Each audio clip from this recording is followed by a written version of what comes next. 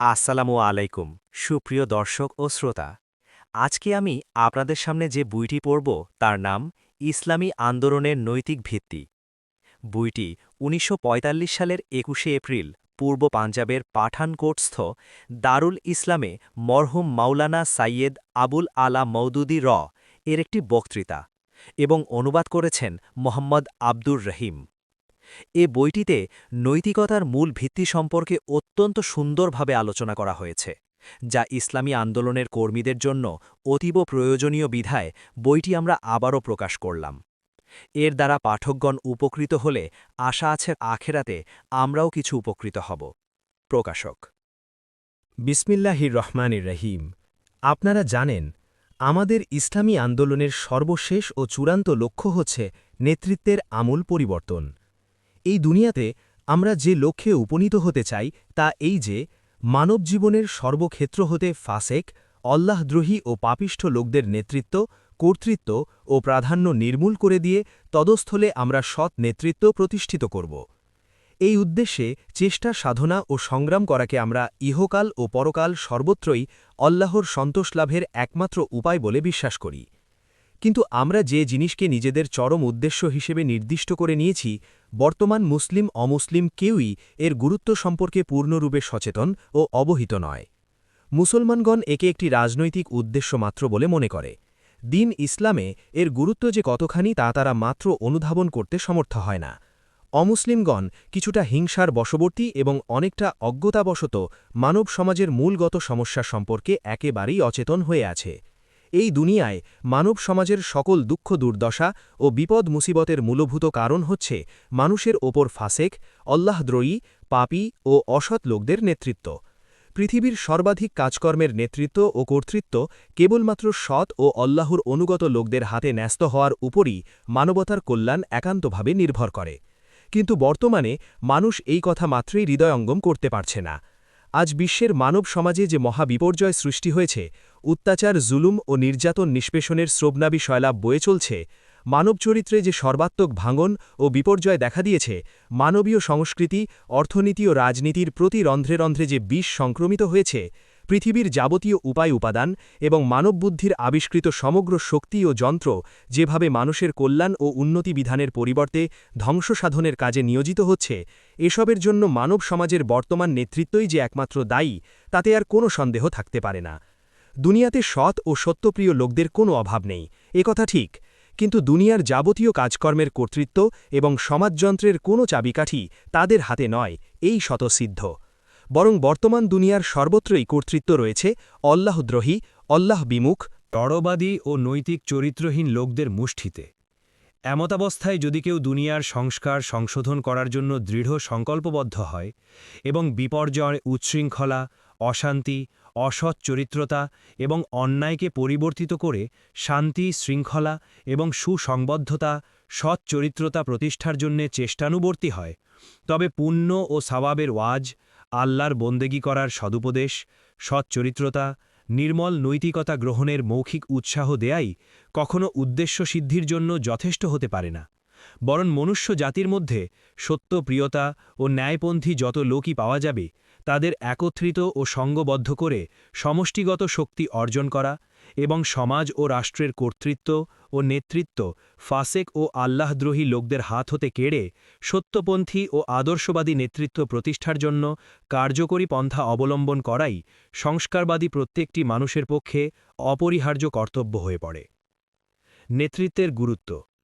মানব জীবনের জটিল সমস্যাবলী সম্পর্কে সামান্যমাত্র জ্ঞানও যার আছে, এই নিগূঢ় সত্য সম্পর্কে সে ভালো করেই অবহিত হবে যে মানব সমাজের যাবতীয় ব্যাপারের কর্তৃত্ব ও চাবিকাঠি কার হাতে নিবদ্ধ, এই প্রশ্নের ওপরই মানব জীবনের শান্তি, স্বস্তি, নিরাপত্তা এবং ভাঙন, বিপর্যয় ও অধঃপতন একান্তভাবে নির্ভর করে।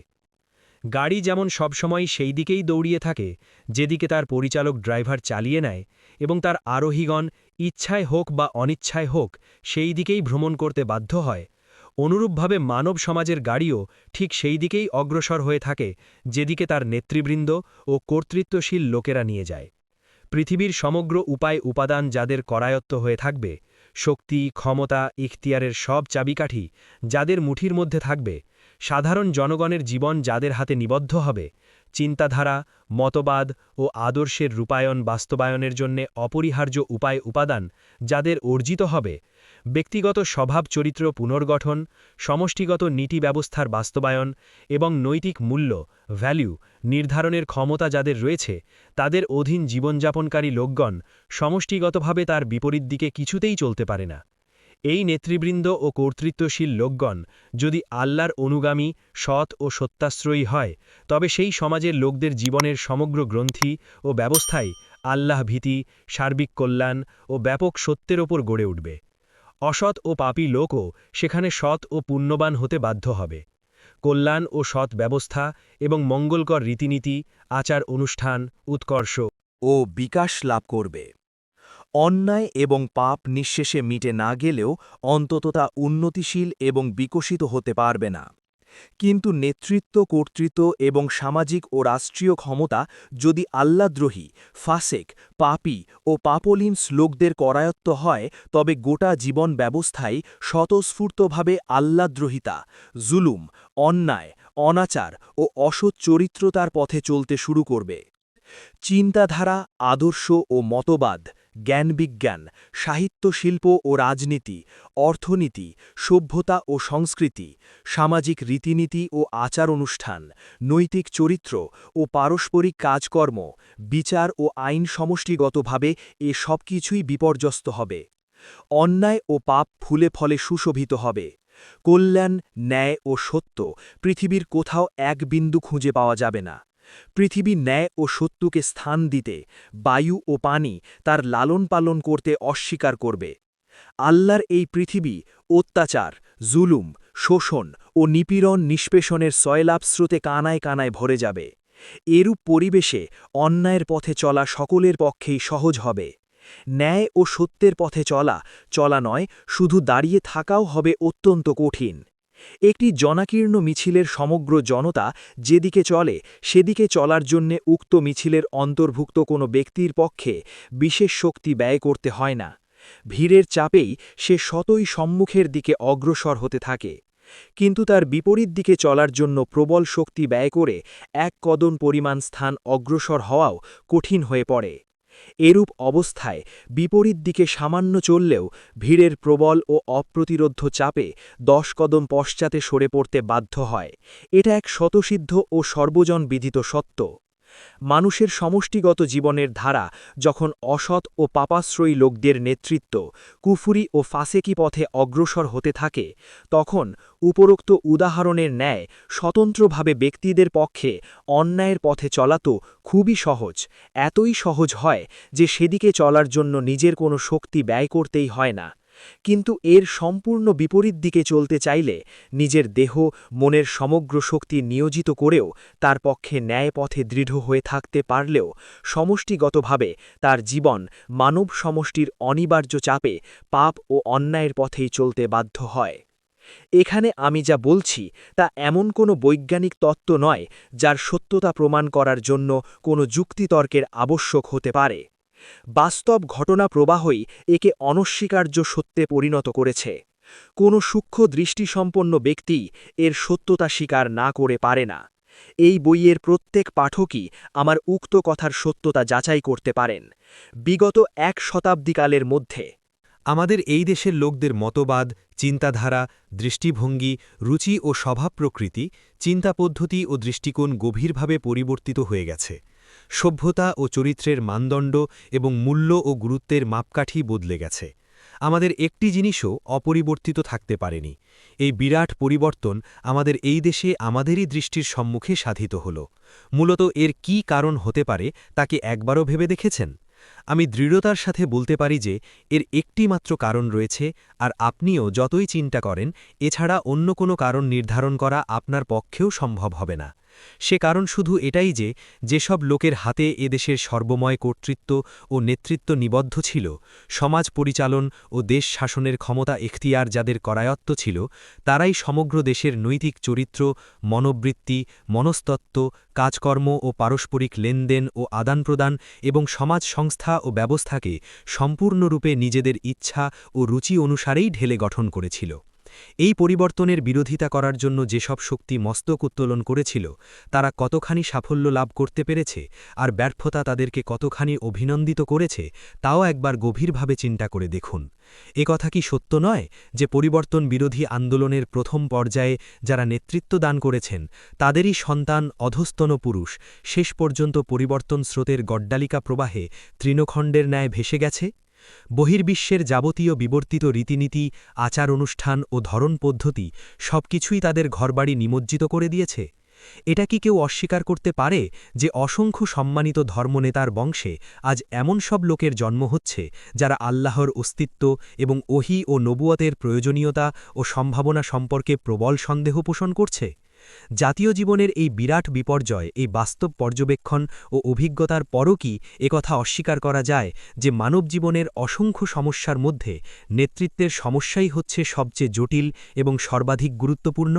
আর সত্য কথা এই যে এই জিনিসটির এহেন গুরুত্ব কেবল বর্তমানেই তীব্র হয়ে দেখা দেয়নি, এটা এক চিরন্তন সত্য ও চিরকালীন গুরুত্বপূর্ণ ব্যাপার।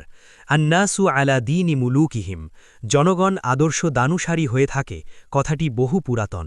হাদিস শরীফে জাতীয় উত্থান, পতন, গঠন ও ভাঙ্গনের জন্য দায়ী করা হয়েছে জাতিসমূহের আলেম, পণ্ডিত, শিক্ষিত লোক ও নেতৃবৃন্দকে, কারণ সমাজের নেতৃত্ব, কর্তৃত্ব ও পথপ্রদর্শনের গুরুদায়িত্ব চিরদিনই এদের ওপর অর্পিত হয়ে থাকে।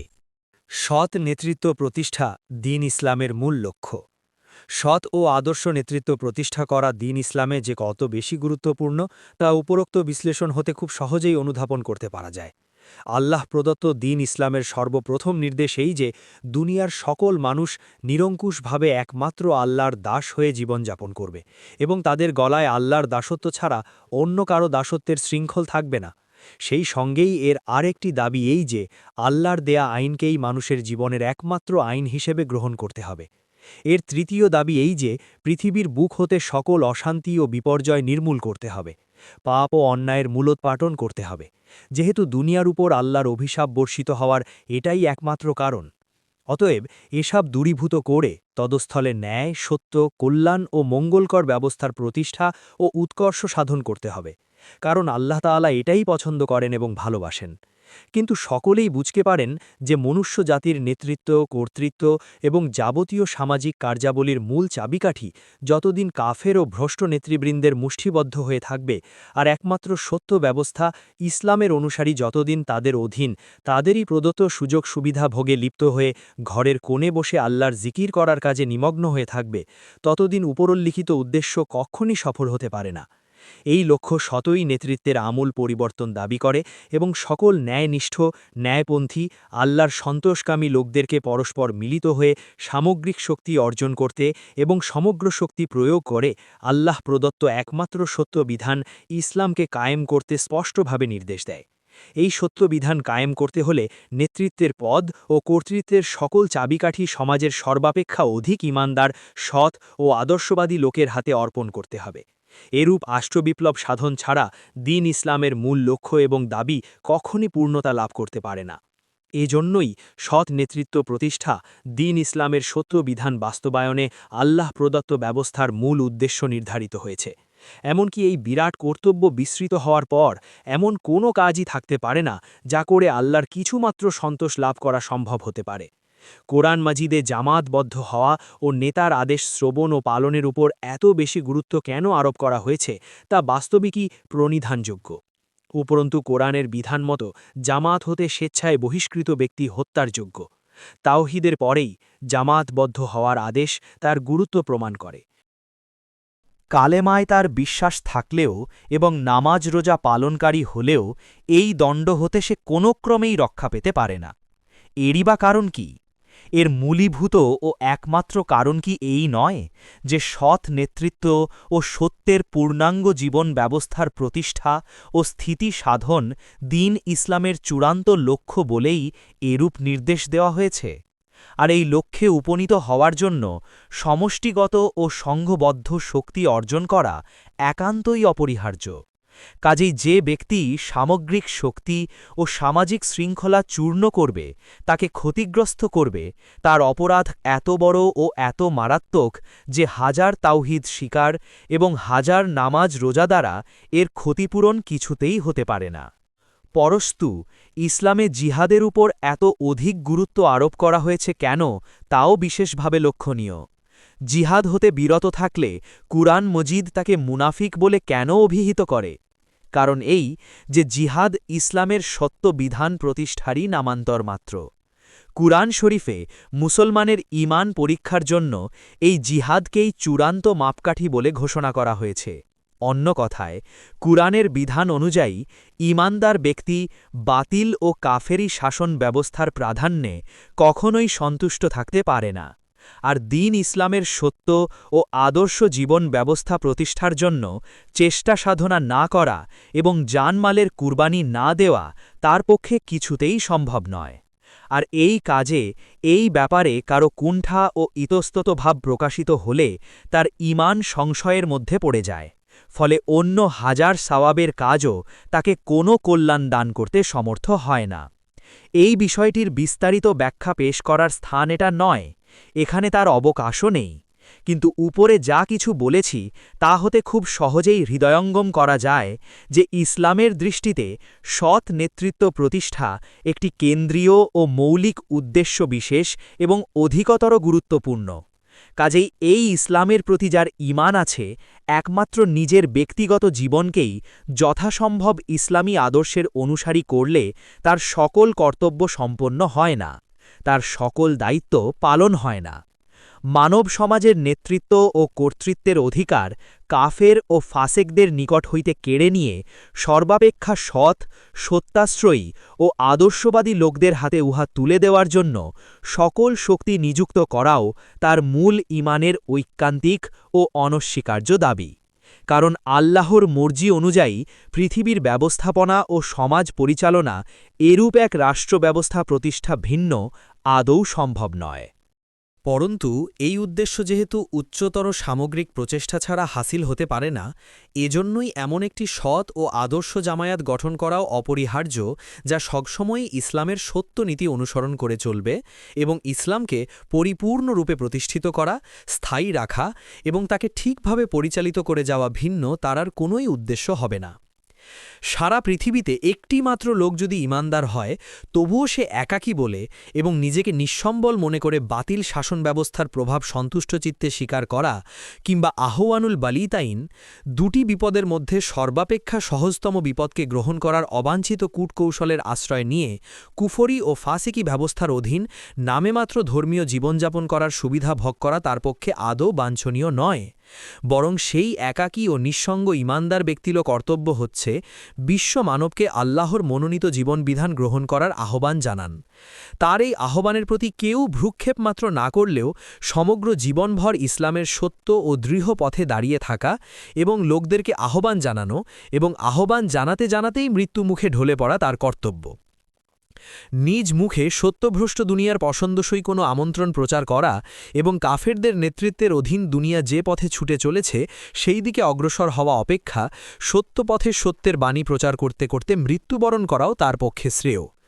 আর তার আমন্ত্রণে কিছু সংখ্যক লোক যদি একত্রিত হয়, তাদের নিয়ে একটি বিশেষ সংঘ গঠন করা এবং উল্লিখিত আদর্শের জন্য সমষ্টিগতভাবে চেষ্টা সাধনা ও আন্দোলন করাই তার একান্ত কর্তব্য। দ্বীন ইসলাম সম্পর্কে আমার যতটুকু জ্ঞান আছে এবং কোরআন ও হাদিস নিগূঢ়ভাবে অধ্যয়নের ফলে যতটুকু বুদ্ধি ও স্বচ্ছ দৃষ্টি আমি লাভ করতে পেরেছি, তার ভিত্তিতে আমি এটাকেই দ্বীন ইসলামের মৌলিক দাবি বলে জানতে পেরেছি। আল্লাহর কিতাব কোরআন মাজিদ এটাই আমাদের নিকট দাবি করে বলে বুঝতে পেরেছি, আর আল্লাহর প্রেরিত সকল নবীর এটাই যে সুন্নত ছিল তা আমি নিঃসন্দেহে জানতে পেরেছি। আমি আমার এই মত ত্যাগ করতে মাত্রই রাজি নই, যতক্ষণ না পর্যন্ত না কেউ কোরআন ও সুন্নাহর দলিল হতেই আমার ভুল প্রমাণ করে দিবে। নেতৃত্বের ব্যাপারে আল্লাহর নিয়ম। আমাদের এই চূড়ান্ত উদ্দেশ্য ও চরম লক্ষ্য বুঝে নেওয়ার পর এই ব্যাপারে বিশ্বস্রষ্টা আল্লাহ তাআলার নিজস্ব নিয়মনীতি কী তাও জেনে নেওয়া আবশ্যক। কারণ আমাদের কোনো উদ্দেশ্য লাভ করতে হলে তা আল্লাহর নিয়ম অনুসারেই লাভ করা সম্ভব, তার বিপরীত নয়। আমরা যে বিশ্ব প্রকৃতির বুকে বসবাস করি, আল্লাহ তার একটি নির্দিষ্ট নিয়ম অনুযায়ী এটা সৃষ্টি করেছেন। এখানকার প্রত্যেকটি দ্রব্য ও বস্তুই সেই স্থায়ী ও অটল নিয়ম বিধানের অনুসারী। কেবল সদিচ্ছা ও নেক বাসনার দরুনই এখানে চেষ্টা সাফল্য লাভ করতে পারে না। মহান পবিত্র আত্মাদের বরকতেই এখানে কোনো বাসনা বাস্তবে রূপায়িত হতে পারে না। এই প্রাকৃতিক দুনিয়ায় মানুষের চেষ্টা সাধনা ফলপ্রসূ হওয়ার আল্লাহ নির্ধারিত নিয়ম অনুসরণ করে চলা অপরিহার্য। একজন কৃষক সে যত বড় বুজুর্গ হোক, মহৎ গুণের আধার এবং তসবিহ পাঠে যতই আত্মহারা হোক না কেন, যতক্ষণ পর্যন্ত আল্লাহ নির্ধারিত নিয়ম অনুসারে পরিপূর্ণ শ্রম সহকারে কৃষিকাজ সম্পন্ন না করবে, ততক্ষণ পর্যন্ত তার একটি বীজও অঙ্কুরিত হতে পারে না। অনুরূপভাবে নেতৃত্ব বিপ্লবের সেই চরম উদ্দেশ্যও কখনো কেবল দোয়া, তাবিজ, সদিচ্ছা ও নেক বাসনার সাহায্যে লাভ করা যাবে না। রাষ্ট্রবিপ্লবের জন্যে আল্লাহর নিয়ম অনুধাবন করা একান্ত আবশ্যক, কারণ দুনিয়ায় নেতৃত্ব কায়েম হওয়ার এটাই হচ্ছে স্বাভাবিক নিয়ম। এরই অধীন একজন লোক নেতৃত্ব লাভ করে এবং এই নিয়ম অনুযায়ী একজন লোক নেতৃত্ব হারায় বা নেতৃত্ব হতে বঞ্চিত হয়। এই সম্পর্কে আমার অন্যান্য রচনাবলিতেও আমি আলোচনা করেছি বটে, কিন্তু তা ছিল সংক্ষিপ্ত আলোচনা। আজ এখানে যথাসম্ভব বিস্তারিতভাবে এই বিষয়টির বিশ্লেষণ করা দরকার বলে মনে করি, কারণ এই বিষয়টি সম্পর্কে সুস্পষ্ট জ্ঞান ও পরিষ্কার ধারণা না হলে আমাদের কর্মপন্থা এবং চলার পথ আমাদের সম্মুখে উদ্ভাসিত হবে না। মানুষের গোটা সত্তার বিশ্লেষণ করে দেখলে নিঃসন্দেহে জানতে পারা যায় যে এর মধ্যে দুটি দিক পরস্পর বিরোধী হয়েও পরস্পর ওতপ্রোতভাবে জড়িত। মানুষের একটি দিক এই যে তার একটি স্বাভাবিক, প্রাকৃতিক ও পাশবিক সত্তা রয়েছে। তার এই সত্তার উপর ঠিক সেই সব নিয়ম ও আইন জারি হয়ে আছে যা সমগ্র বস্তুগত ও জন্তু জানোয়ারের ওপর বর্তমান। দুনিয়ার অন্যান্য সমগ্র জড় পদার্থ ও জান্তব সত্তার কার্যকারিতা ও কর্মক্ষমতা যেসব যন্ত্রপাতি ও উপাদান এবং জড় অবস্থার উপর একান্ত নির্ভরশীল, মানুষের এই স্বাভাবিক স্থিতি, ফিজিক্যাল সেলফ, তার যাবতীয় কর্মক্ষমতাকে একমাত্র প্রাকৃতিক নিয়মের অধীন, যন্ত্রপাতি ও উপাদানের সাহায্যে এবং স্বাভাবিক জড় অবস্থাতে থেকেই ব্যবহার করতে পারে।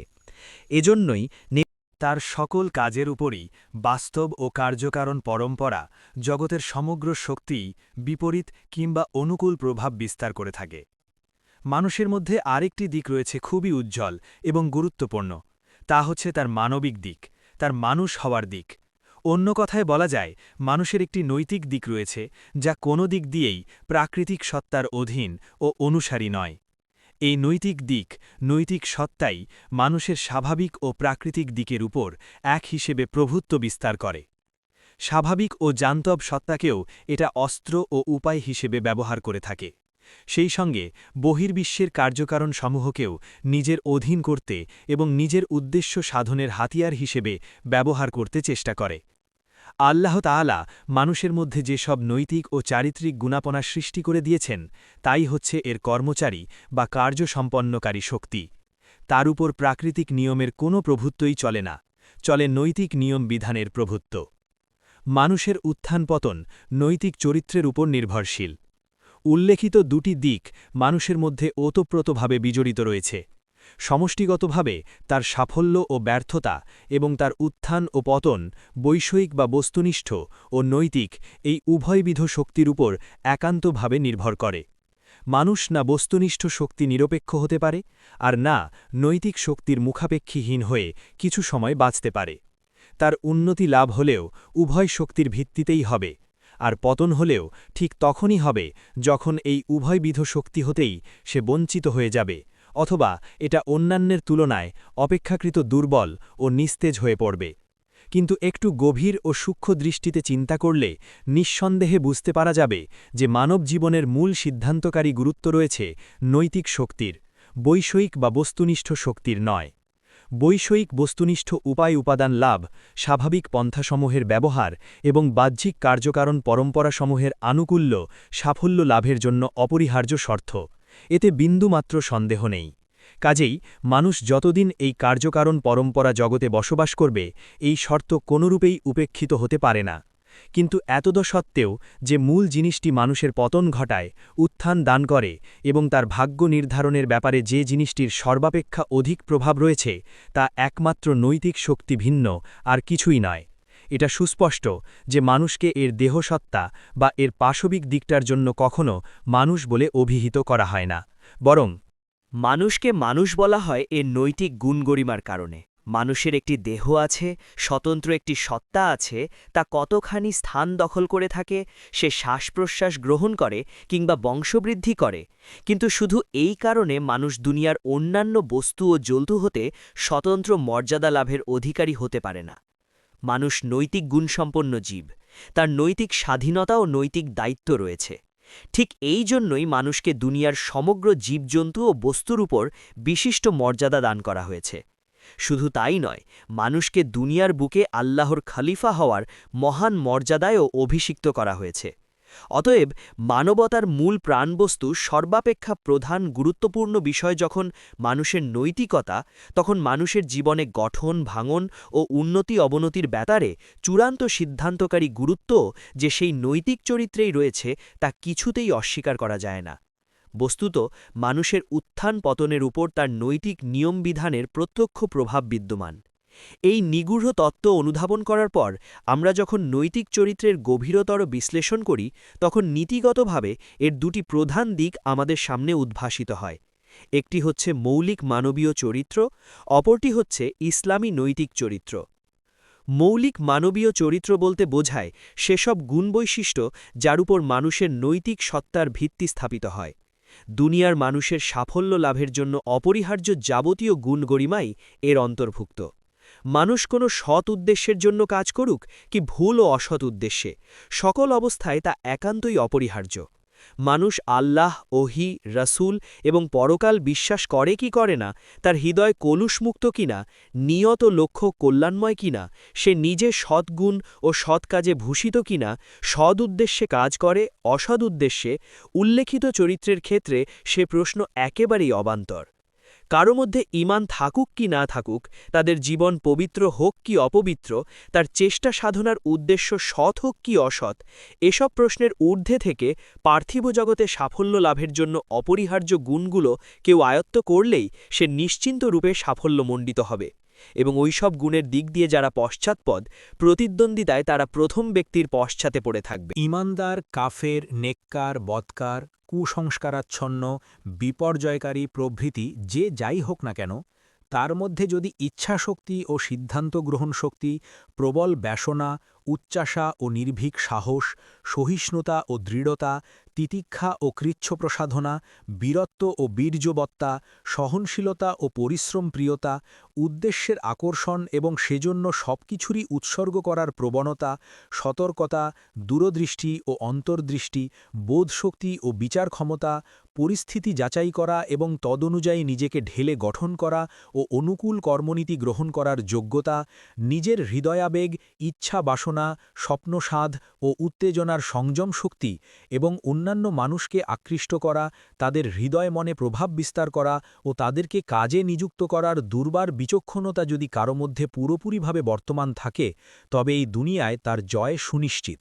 সেই সঙ্গে এমন গুণও কিছু না কিছু থাকা অপরিহার্য যা মনুষ্যত্বের মূল, যাকে সৌজন্য ও ভদ্রতামূলক স্বভাব প্রকৃতি বলা যায়। এরই দৌলতে এক একজন লোকের সম্মান মর্যাদা মানব সমাজে স্বীকৃত ও প্রতিষ্ঠিত হয়ে থাকে। আত্মসম্মান, জ্ঞান, বদান্যতা, দয়া, অনুগ্রহ, সহানুভূতি, সুবিচার, নিরপেক্ষতা, ঔদার্য ও হৃদয় মনের প্রসারতা, বিশালতা, দৃষ্টির উদারতা, সত্যবাদিতা ও সত্যপ্রিয়তা, বিশ্বাসপরায়ণতা, ন্যায়নিষ্ঠা, ওয়াদা পূর্ণ করা, বুদ্ধিমত্তা, সভ্যতা, ভব্যতা, পবিত্রতা ও পরিচ্ছন্নতা এবং মন ও আত্মার সংযম শক্তি প্রভৃতি এর মধ্যে উল্লেখযোগ্য। কোনো জাতি বা মানব গোষ্ঠীর অধিকাংশ লোকের মধ্যে যদি উল্লিখিত গুণাবলীর সমাবেশ হয়, তবে মানবতার প্রকৃত মূলধনই তার অর্জিত হয়েছে বলে মনে করতে হবে, এবং এর ভিত্তিতে একটি শক্তিশালী সমাজ সংস্থা গঠন করা তার পক্ষে অতীব সহজসাধ্য হবে। কিন্তু এই মূলধন সমাবিষ্ট হয়ে কার্যত একটি সুদৃঢ় ও ক্ষমতাসম্পন্ন সামাজিক রূপ লাভ করতে পারে না, যতক্ষণ পর্যন্ত না তার সাথে আরও কিছু নৈতিক গুণ এসে মিলিত হবে। উদাহরণস্বরূপ বলা যায়, সমাজের সমগ্র কিংবা অধিকাংশ মানুষই একটি সামগ্রিক লক্ষ্যকে নিজেদের চরম লক্ষ্যরূপে গ্রহণ করবে। সেই লক্ষ্যকে তার ব্যক্তিগত স্বার্থ, এমনকি নিজের ধন, প্রাণ ও সম্পদ সন্তান হতেও অধিক ভালোবাসবে। তাদের পরস্পরের মধ্যে প্রেম, ভালোবাসা ও সহানুভূতির মনোভাব প্রবল হবে। তাদের মধ্যে পরস্পর মিলেমিশে কাজ করার মনোভাব থাকবে। সুসংগঠিত ও সঙ্গবদ্ধভাবে নির্দিষ্ট উদ্দেশ্যে চেষ্টা সাধনার জন্য যতখানি আত্মদান অপরিহার্য তা করতে তারা প্রতিনিয়ত প্রস্তুত থাকবে। ভালো ও মন্দ নেতার মধ্যে পার্থক্য করার মতো বুদ্ধি বিবেচনা তাদের থাকতে হবে, যেন যোগ্যতম ব্যক্তি তাদের নেতা নিযুক্ত হতে পারে। তাদের নেতৃবৃন্দের মধ্যে অপরিসীম দূরদৃষ্টি ও গভীর ঐকান্তিক নিষ্ঠা এবং এছাড়া নেতৃত্বের জন্য অপরিহার্য অন্যান্য গুণাবলীও বর্তমান থাকা দরকার। সমাজের সকল লোককে নিজেদের নেতৃবৃন্দের আদেশ পালন ও অনুগমনে অভ্যস্ত হতে হবে। তাদের উপর জনগণের বিপুল আস্থা থাকতে হবে এবং নেতৃবৃন্দের নির্দেশে নিজেদের সমগ্র হৃদয়, মন, দেহের শক্তি এবং যাবতীয় বৈষয়িক উপাদান লক্ষ্যস্থলে উপনীত হওয়ার জন্য যে কোনো কাজে জনমত প্রয়োগ করতে প্রস্তুত থাকবে। শুধু তাই নয়, গোটা জাতির সামগ্রিক জনমত এত সজাগ, সচেতন ও তীব্র হতে হবে যে সামগ্রিক কল্যাণের বিপরীত ক্ষতিকারক কোনো জিনিসকেই নিজেদের মধ্যে এক মুহূর্তের তরেও টিকতে দেবে না। বস্তুত এগুলোই হচ্ছে মৌলিক মানবীয় চরিত্র। এগুলোকে আমি মৌলিক মানবীয় চরিত্র বলে এজন্য অভিহিত করেছি যে মূলত নৈতিক গুণগুলোই হচ্ছে মানুষের নৈতিক শক্তি ও প্রতিভার মূল উৎস। মানুষের মধ্যে এই গুণাবলীর তীব্র প্রভাব বিদ্যমান না থাকলে কোনো উদ্দেশ্যের জন্যই কোনো সার্থক সাধনা করা তার পক্ষে আদৌ সম্ভব হয় না। এই গুণগুলোকে ইস্পাতের সাথে তুলনা করা যেতে পারে। ইস্পাতের মধ্যে দৃঢ়তা, অক্ষয়তা ও তীব্রতা রয়েছে।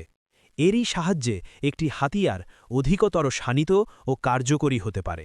অতঃপর তা ন্যায় কাজে ব্যবহৃত হবে কি অন্যায় কাজে, সে প্রশ্ন অপ্রাসঙ্গিক। যার সৎ উদ্দেশ্য রয়েছে এবং সেজন্য কাজ করতে চাহে, ইস্পাত নির্মিত অস্ত্রই তার জন্য বিশেষ উপকারী হতে পারে, পচা কাঠ নির্মিত অস্ত্র নয়, কারণ আঘাত সহ্য করার মতো কোনো ক্ষমতাই তাতে নেই। ঠিক এই কথাটি নবী করিম সাল্লাল্লাহু আলাইহি ওয়াসাল্লাম হাদিস শরীফে ইরশাদ করেছেন, খিয়ারুকুম ফিল জাহিলিয়াতি খিয়ারুকুম ফিল ইসলাম, অর্থাৎ তোমাদের মধ্যে ইসলাম পূর্ব জাহিলি যুগের উত্তম লোকগণ ইসলামী যুগেও উত্তম ও শ্রেষ্ঠ প্রমাণিত হবে। অর্থাৎ জাহিলি যুগে যাদের মধ্যে যোগ্যতা ও বলিষ্ঠ কর্মক্ষমতা এবং প্রতিভা বর্তমান ছিল, ইসলামের মধ্যে এসে তারাই যোগ্যতম কর্মী প্রতিপন্ন হয়েছিল। তাদের কর্মক্ষমতা উপযুক্ত ক্ষেত্রে স্বতঃস্ফূর্ত হয়েছে। পার্থক্য শুধু এতটুকু যে পূর্বে তাদের প্রতিভা ও কর্মক্ষমতা ভুল পথে ব্যবহার হতো, এখন ইসলাম তাদেরকে সঠিক পথে পরিচালিত করেছে। কিন্তু অকর্মণ্য ও হীনবীর্য লোক না জাহিলিয়াতের যুগে কোনো কার্য সম্পাদন করতে পেরেছে, না ইসলামের কোনো বৃহত্তম খেদমত আঞ্জাম দিতে সমর্থ হয়েছে। আরব দেশে নবী করিমের যে বিরাট অভূতপূর্ব সাফল্য লাভ হয়েছিল এবং অতি অল্প সময়ের মধ্যে তার সর্বগ্রাসী প্রভাব সিন্ধু নদ হতে শুরু করে আটলান্টিক মহাসাগরের বেলাভূমি পর্যন্ত দুনিয়ার একটি বিরাট অংশের ওপর বিস্তারিত হয়েছিল, তার মূল কারণ এটাই ছিল যে আরব দেশের সর্বাপেক্ষা উত্তম ও প্রতিভাসম্পন্ন মানুষ তার আদর্শানুগামী হয়েছিল। তাদের মধ্যে উক্তরূপ চরিত্রের বিরাট শক্তি নিহিত ছিল। মনে করা যেতে পারে আরবের অকর্ণন্য, অপদার্থ, বীর্যহীন, ইচ্ছাশক্তি বিবর্জিত, বিশ্বাস অযোগ্য লোকদের একটি বিরাট ভিড় যদি নবী করিমের চারপাশে জমায়েত হতো, তবে অনুরূপ ফল কখনোই লাভ করা সম্ভব হতো না। এ কথা একেবারেই স্বতঃসিদ্ধ। ইসলামী নৈতিকতা। নৈতিক চরিত্রের দ্বিতীয় প্রকার, যাকে আমি ইসলামী নৈতিকতা বলে অভিহিত করেছি, এ সম্পর্কেও আলোচনা করতে হবে। মূলত এটা মৌলিক মানবীয় চরিত্র হতে স্বতন্ত্র ও ভিন্নতর কোনো জিনিস নয়, বরং তার বিশুদ্ধকারী ও পরিপূরক মাত্র। ইসলাম সর্বপ্রথম মানুষের মৌলিক মানবীয় চরিত্রকে সঠিক ও নির্ভুল কেন্দ্রের সাথে যুক্ত করে দেয়। অতপর এটা সম্পূর্ণরূপে কল্যাণকর ও মঙ্গলময়ে পরিণত হয়। মৌলিক মানবীয় চরিত্র একেবারে প্রাথমিক অবস্থায় বস্তুনিরপেক্ষ, নিছক একটি শক্তি মাত্র। এই অবস্থায় তা ভালোও হতে পারে, মন্দও হতে পারে, কল্যাণকরও হতে পারে, অকল্যাণের হাতিয়ারও হতে পারে। যেমন একখানি তরবারি একটি তীর শানিত অস্ত্র মাত্র। এটা একটি দস্যুর মুষ্টিবদ্ধ হলে জুলুম পীড়নের একটি মারাত্মক হাতিয়ারে পরিণত হবে, আর আল্লাহর পথে জিহাদকারীর হাতে পড়ে এটা হতে পারে সকল কল্যাণ ও মঙ্গলের নিয়ামক। অনুরূপভাবে মৌলিক মানবীয় চরিত্র কারো মধ্যে শুধু বর্তমান থাকাই তার কল্যাণকর হওয়ার জন্য যথেষ্ট নয়, বরং নৈতিক শক্তি সঠিক পথে নিয়োজিত হওয়ার ওপরই তা একান্তভাবে নির্ভর করে। ইসলাম একে সঠিক পথে নিয়ন্ত্রিত ও পরিচালিত করে মাত্র। ইসলামের তাওহিদি দাওয়াতের মূল লক্ষ্যই হচ্ছে আল্লাহর সন্তুষ্ট লাভ করা। এই দাওয়াত গ্রহণকারী লোকদের পার্থিব জীবনের সমগ্র চেষ্টা সাধনা ও শ্রম মেহনতকে আল্লাহর সন্তুষ্ট লাভের জন্যই নিয়োজিত হতে হবে। ওয়া ইলাইকা নাসআ ওয়া নাহফাদু, হে আল্লাহ, আমাদের সকল চেষ্টা সাধনা এবং সকল দুঃখ ও শ্রম শিকারের মূল উদ্দেশ্যই হচ্ছে তোমার সন্তুষ্ট লাভ করা। ইসলামের দাওয়াত গ্রহণকারী ব্যক্তির চিন্তা ও কর্মের সকল তৎপরতা আল্লাহ নির্ধারিত সীমার মধ্যে আবদ্ধ। ইয়াকা না'বুদু ওয়া লাকা নুসাল্লা ওয়া নাসজুদু, অর্থাৎ আমরা একমাত্র তোমার দাসত্ব করি এবং তোমার জন্য আমরা নামাজ ও সিজদায় ভুলুণ্ঠিত হই। ইসলাম মানুষের সমগ্র জীবন ও অন্তর্নিহিত শক্তি নিচাইকে এভাবেই নিয়ন্ত্রিত ও সংশোধিত করে। এই মৌলিক সংশোধনের ফলে উপরোল্লিখিত সকল বুনিয়াদী মানবীয় চরিত্রই সঠিক পথে নিযুক্ত ও পরিচালিত হয় এবং তা ব্যক্তি স্বার্থ, বংশ, পরিবার কিংবা জাতি ও দেশের শ্রেষ্ঠত্ব বিধানের জন্য অযথা ব্যয়িত না হয়ে একান্তভাবেই সত্যের বিজয় সম্পাদনের জন্যই সঙ্গতরূপে ব্যয় হতে থাকে। এর ফলেই তা একটি নিছক শক্তি মাত্র হতে উন্নীত হয়ে সমগ্র পৃথিবীর জন্য একটি কল্যাণ ও রহমতের বিরাট উৎসে পরিণত হয়। দ্বিতীয়ত, ইসলাম মৌলিক মানবীয় চরিত্রকে সুদৃঢ় করে দেয় এবং চরম প্রান্তসীমা পর্যন্ত এর ক্ষেত্র ও পরিধি সম্প্রসারিত করে। উদাহরণস্বরূপ, ধৈর্য ও সহিষ্ণুতার উল্লেখ করা যেতে পারে। সর্বাপেক্ষা অধিক ধৈর্যশীল ও সহিষ্ণু ব্যক্তির মধ্যেও যে ধৈর্য ক্ষমতা দেখতে পাওয়া যায়, তা যদি নিছক বৈষয়িক স্বার্থের জন্য হয় এবং শির্ক ও বস্তুবাদী চিন্তার মূল হতে রস গ্রহণ করে, তবে তার একটি সীমা আছে, যে পর্যন্ত পৌঁছিয়ে তা নিঃশেষ হয়ে যায়, অতপর উহা কেঁপে ওঠে, নিস্তেজ ও নিষ্প্রভ হয়ে পড়ে। কিন্তু যে ধৈর্য ও তিতিক্ষা তাওহিদের উৎস মূল হতে রস গ্রহণ করে এবং যা পার্থিব স্বার্থ লাভের জন্য নয়, একান্তভাবে আল্লাহ রাব্বুল আলামিনের উদ্দেশ্যেই নিয়োজিত, তা ধৈর্য, সহিষ্ণুতা ও তিতিক্ষার এক অতল স্পর্শ মহাসাগরে পরিণত হয়। দুনিয়ার সমগ্র দুঃখ কষ্ট ও বিপদ মুসিবত মিলিত হয়েও তাকে শূন্য ও শুষ্ক করতে সমর্থ হয় না। এজন্যই অমুসলিমদের ধৈর্য খুবই সংকীর্ণ ও নগণ্য হয়ে থাকে। যুদ্ধের মাঠে তারা হয়তো গোলাগুলির প্রবল আক্রমণের সামনে অত্যন্ত দৃঢ়তার সাথে প্রতিরোধ করেছে, কিন্তু পর মুহূর্তেই নিজেদের পাশবিক লালসা চরিতার্থ করার সুযোগ আসা মাত্রই তা কামাতুর বৃত্তির সামান্য উত্তেজনার আঘাতে তা চূর্ণ বিচূর্ণ হয়ে যায়।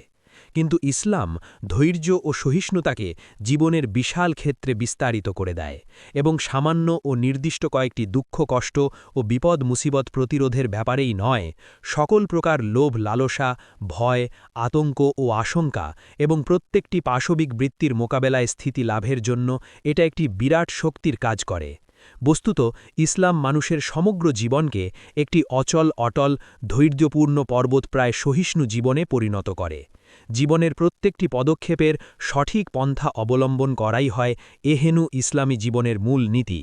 তাতে সীমাহীন দুঃখ দুর্দশা, বিপদ মুসিবত, ক্ষতি লোকসান বরদাস্ত করতে হলেও এই জীবনে এর কোনো সুফল পাওয়া না গেলেও জীবনের গতিধারায় এক বিন্দু পরিমাণ বক্রতা সৃষ্টি করা সম্ভব হবে না। চিন্তা ও কর্মের ক্ষেত্রে এই জীবন কোনরূপ স্খলন বরদাস্ত করতে পারে না। অভাবিত পূর্ব সুযোগ সুবিধা লাভ, উন্নতি এবং আশা ভরসার শ্যামল সবুজ বাগিচা দেখতে পেলেও নয়। পরকালের নিশ্চিত সুফলের সন্দেহাতীত আশায় দুনিয়ার সমগ্র জীবনে অন্যায় ও পাপ হতে বিরত থাকা এবং পুণ্য, মঙ্গল ও কল্যাণের পথে দৃঢ়তার সাথে অগ্রসর হওয়ারই নাম হচ্ছে ইসলামী সহিষ্ণুতা, ইসলামী সবর। পরন্তু কাফেরদের জীবনের খুব সংকীর্ণতম পরিবেশের মধ্যে ততোধিক সংকীর্ণ ধারণা অনুযায়ী সহিষ্ণুতার যে রূপ দেখতে পাওয়া যায়, মুসলমানদের জীবনে তাও অনিবার্যরূপে পরিলক্ষিত হবে। এই উদাহরণের ভিত্তিতে অন্যান্য সমগ্র মৌলিক মানবীয় চরিত্র সম্পর্কেও ধারণা করা যেতে পারে এবং বিশুদ্ধ ও নির্ভুল চিন্তা ও আদর্শ ভিত্তিক না হওয়ার দরুন কাফেরদের জীবন কত দুর্বল এবং সংকীর্ণ হয়ে থাকে তাও নিঃসন্দেহে অনুধাবন করা যেতে পারে। কিন্তু ইসলাম সেই সবকে বিশুদ্ধ ও সুষ্ঠু ভিত্তিতে স্থাপিত করে অধিকতর মজবুত এবং বিস্তৃত ও বিশাল অর্থ দান করে। 1. তৃতীয়ত, ইসলাম মৌলিক মানবীয় চরিত্রের প্রাথমিক পর্যায়ের উপর মহান উন্নত নৈতিকতার একটি অতি জাঁকজমকপূর্ণ পর্যায় রচনা করে দেয়। এর ফলে মানুষ সৌজন্য ও মাহাত্ম্যের এক চূড়ান্ত ও উচ্চ পর্যায়ে আরোহণ করে থাকে। ইসলাম মানুষের হৃদয় মনকে স্বার্থপরতা, আত্মম্ভরিতা, অত্যাচার, নির্লজ্জতা ও অসংলগ্নতা ও শৃঙ্খলতা হতে সম্পূর্ণরূপে পবিত্র করে দেয় এবং তাতে আল্লাহর ভয়, তাকুয়া, আত্মশুদ্ধি, সত্যবাদিতা ও সত্যপ্রিয়তা জাগিয়ে তোলে। তার মধ্যে নৈতিক দায়িত্ববোধ অত্যন্ত তীব্র ও সচেতন করে তোলে। আত্মসংযমে তাকে সর্বতোভাবে অভ্যস্ত, নিখিল সৃষ্টি জগতের প্রতি তাকে দয়াবান, সৌজন্যশীল, অনুগ্রহ সম্পন্ন, সহানুভূতিপূর্ণ, বিশ্বাসভাজন, স্বার্থহীন, সদিচ্ছাপূর্ণ, নিষ্কলুষ, নির্মল ও নিরপেক্ষ, সুবিচারক এবং সর্বক্ষণের জন্য সত্যবাদী ও সত্যপ্রিয় করে দেয়। তার মধ্যে এমন এক উচ্চ পবিত্র প্রকৃতি লালিত পালিত হতে থাকে, যার নিকট সবসময় মঙ্গলেরই আশা করা যেতে পারে। অন্যায় এবং পাপের কোনো আশঙ্কা তার দিক হতে থাকতে পারে না। উপরন্তু ইসলাম মানুষকে কেবল ব্যক্তিগতভাবে সৎ বানিয়েই ক্ষান্ত হয় না, তা যথেষ্টও মনে করে না। রাসূলের বাণী অনুযায়ী তাকে মফতাহ লিল খাইর ওয়া মিগলা উ লশ্বর, কল্যাণের দ্বার উদ্ঘাটন এবং অকল্যাণের পথ রোধকারীও বানিয়ে দেয়। অন্য কথায়, গঠনমূলক দৃষ্টিতে ইসলাম তার উপর ন্যায়ের প্রচার ও প্রতিষ্ঠা এবং অন্যায়ের প্রতিরোধ ও মূলোৎপাটনের বিরাট কর্তব্য পালনের দায়িত্ব অর্পণ করে। এরূপ স্বভাব প্রকৃতি লাভ করতে পারলে এবং কার্যত ইসলামের বিরাট মহান মিশনের জন্য সাধনা করলে এর সর্বাত্মক বিজয়াভিযানের মোকাবিলা করা কোনো পার্থিব শক্তিরই সাধ্যে কুলেও হবে না। নেতৃত্ব সম্পর্কে আল্লাহর নীতির সার কথা। দুনিয়ার নেতৃত্ব কর্তৃত্ব দানের ব্যাপারে সৃষ্টির প্রথম প্রভাত হইতেই আল্লাহ তাআলার একটি স্থায়ী নিয়ম ও রীতি চলে এসেছে এবং মানবজাতি বর্তমান প্রকৃতির উপর যতদিন জীবিত থাকবে ততদিন তা একই ধারায় জারি থাকবে, তাতে সন্দেহ নেই। এখানে প্রসঙ্গত সেই নিয়মের সংক্ষিপ্ত বিশ্লেষণ করা আবশ্যক। পৃথিবীর বুকে ইসলামী নৈতিকতা ও মৌলিক মানবীয় চরিত্রে ভূষিত এবং জাগতিক কার্যকারণ ও জড় উপায় উপাদান প্রয়োগকারী কোনো সুসংগঠিত দল যখন বর্তমান থাকে, তখন আল্লাহ তাআলা দুনিয়ার নেতৃত্ব ও কর্তৃত্বের চাবিকাঠি এমন একটি দলের হাতে ন্যস্ত করেন, যে দল অন্তত মৌলিক মানবীয় চরিত্রে ভূষিত এবং জাগতিক উপায় উপাদানসমূহ ব্যবহার করার দিক থেকে অন্যান্যের তুলনায় অধিকতর অগ্রসর। কারণ আল্লাহ তাআলা তার এই পৃথিবীর শৃঙ্খলা বিধান করতে দৃঢ় সংকল্প। এই শৃঙ্খলা বিধানের দায়িত্ব ঠিক সেই মানবগোষ্ঠীকেই দান করেন, যারা সমসাময়িক দলসমূহের মধ্যে সর্বাপেক্ষা যোগ্যতম প্রমাণিত হবে। বস্তুত দুনিয়ার নেতৃত্ব দান সম্পর্কে এটাই হচ্ছে আল্লাহ তাআলার স্থায়ী নীতি। কিন্তু পৃথিবীতে এমন কোনো সুসংগঠিত দল যদি বাস্তবিকই বর্তমান থাকে, যা ইসলামী নৈতিকতা ও মৌলিক মানবীয় চরিত্র উভয় দিক দিয়েই অবশিষ্ট সকল মানুষ অপেক্ষা শ্রেষ্ঠ ও বিশিষ্ট প্রমাণিত হবে এবং জাগতিক উপায় উপাদান ও জড় শক্তি প্রয়োগেও কিছুমাত্র পশ্চাৎপদ হবে না, তবে তখন পৃথিবীর নেতৃত্ব ও কর্তৃত্বের চাবিকাঠি অন্য কোনো দলের হাতে অর্পিত হওয়া একেবারেই অসম্ভব ব্যাপার। শুধু অসম্ভবই নয়, তা অস্বাভাবিকও বটে। তা মানুষের জন্য নির্ধারিত আল্লাহর স্থায়ী নিয়মনীতিরও সম্পূর্ণ বিপরীত। আল্লাহ তাআলা সৎপন্থী ও নিষ্ঠাবান ঈমানদার লোকদের জন্য তার কিতাবে যে প্রতিশ্রুতি উল্লেখ করেছেন, এটা তারও খেলাফ হয়ে পড়ে। দুনিয়ার বুকে সৎ, সত্যাশ্রয়ী ও ন্যায়পন্থী আল্লাহর মর্জি অনুযায়ী বিশ্ব পরিচালনায় যোগ্যতা সম্পন্ন একটি একনিষ্ঠ মানব দল বর্তমান থাকা সত্ত্বেও তিনি দুনিয়ার কর্তৃত্ব তার হাতে অর্পণ না করে কাফের বিপর্যয় সৃষ্টিকারী ও আল্লাহদ্রোহী লোকদের হাতে ন্যস্ত করবেন, একথা কী রূপে ধারণা করা যেতে পারে? কিন্তু বিশেষভাবে মনে রাখতে হবে যে এরূপ অনিবার্য পরিণাম ঠিক তখনই লাভ করা যেতে পারে যখন উল্লেখিত গুণাবলী সমন্বিত একটি দল বাস্তবিকই দুনিয়াতে বর্তমান থাকবে। এক ব্যক্তির সৎ হওয়া এবং বিচ্ছিন্নভাবে অসংখ্য সৎ ব্যক্তির বর্তমান থাকায় দুনিয়ার নেতৃত্ব লাভের আল্লাহর নীতিতে বিন্দুমাত্র ব্যতিক্রম সৃষ্টি হতে পারে না। সেই ব্যক্তিগণ যত বড় অলি আল্লাহ পয়গম্বরই হোক না কেন, আল্লাহ তাআলা দুনিয়ার নেতৃত্ব দানের যে ওয়াদা করেছেন তা বিক্ষিপ্ত ও অসঙ্গবদ্ধ কয়েকজন ব্যক্তি সম্পর্কে নয়। এমন একটি দলকে এটা দান করার প্রতিশ্রুতি তিনি দিয়েছেন, যা কার্যত ও বাস্তব ক্ষেত্রে নিজেকে খায়ের উম্মাহ, সর্বোত্তম জাতি ও উম্মাতান ওয়াসাতান, মধ্যম পন্থানুসারী জাতি বলে প্রমাণ করতে পারবে। কথা স্মরণ রাখতে হবে যে উক্তরূপ গুণে ভূষিত একটি দলের শুধু বর্তমান থাকাই নেতৃত্ব ব্যবস্থায় পরিবর্তন ঘটার জন্য যথেষ্ট নয়। তা এমন নয় যে এদিকে এরূপ একটি দল অস্তিত্ব লাভ করবে আর ওদিকে সঙ্গে সঙ্গেই আকাশ হতে কিছু সংখ্যক ফেরেশতা অবতরণ করে ফাসেক কাফেরদেরকে নেতৃত্ব কর্তৃত্বের গদি হতে বিচ্যুত করবে এবং এই দলকে তৎস্থলে আসীন করবে। এরূপ অস্বাভাবিক নিয়মে মানব সমাজে কখনোই কোনো পরিবর্তন সূচিত হতে পারে না। নেতৃত্বের ব্যবস্থায় মৌলিক পরিবর্তন সৃষ্টি করতে হলে জীবনের প্রত্যেক ক্ষেত্রে ও বিভাগে, প্রত্যেক কদমে পদক্ষেপে কাফের ও ফাসেকি শক্তির সাথে দ্বন্দ্ব ও প্রত্যক্ষ মোকাবিলা করতে হবে এবং সত্য প্রতিষ্ঠার বন্ধুর পথে সকল প্রকার কুরবানি দিয়ে নিজের সত্যপ্রীতির ঐকান্তিক নিষ্ঠা এবং নিজের অপ্রতিভযোগ্যতাও প্রমাণ করতে হবে। বস্তুত এটা এমন একটি অনিবার্য শর্ত যা নবীদের ওপরও প্রযোজ্য হয়েছে। অন্য কারো এই শর্ত পূরণ না করে সমাজ নেতৃত্বে কোনরূপ পরিবর্তন সৃষ্টি করতে পারার তো কোনো প্রশ্নই উঠতে পারে না।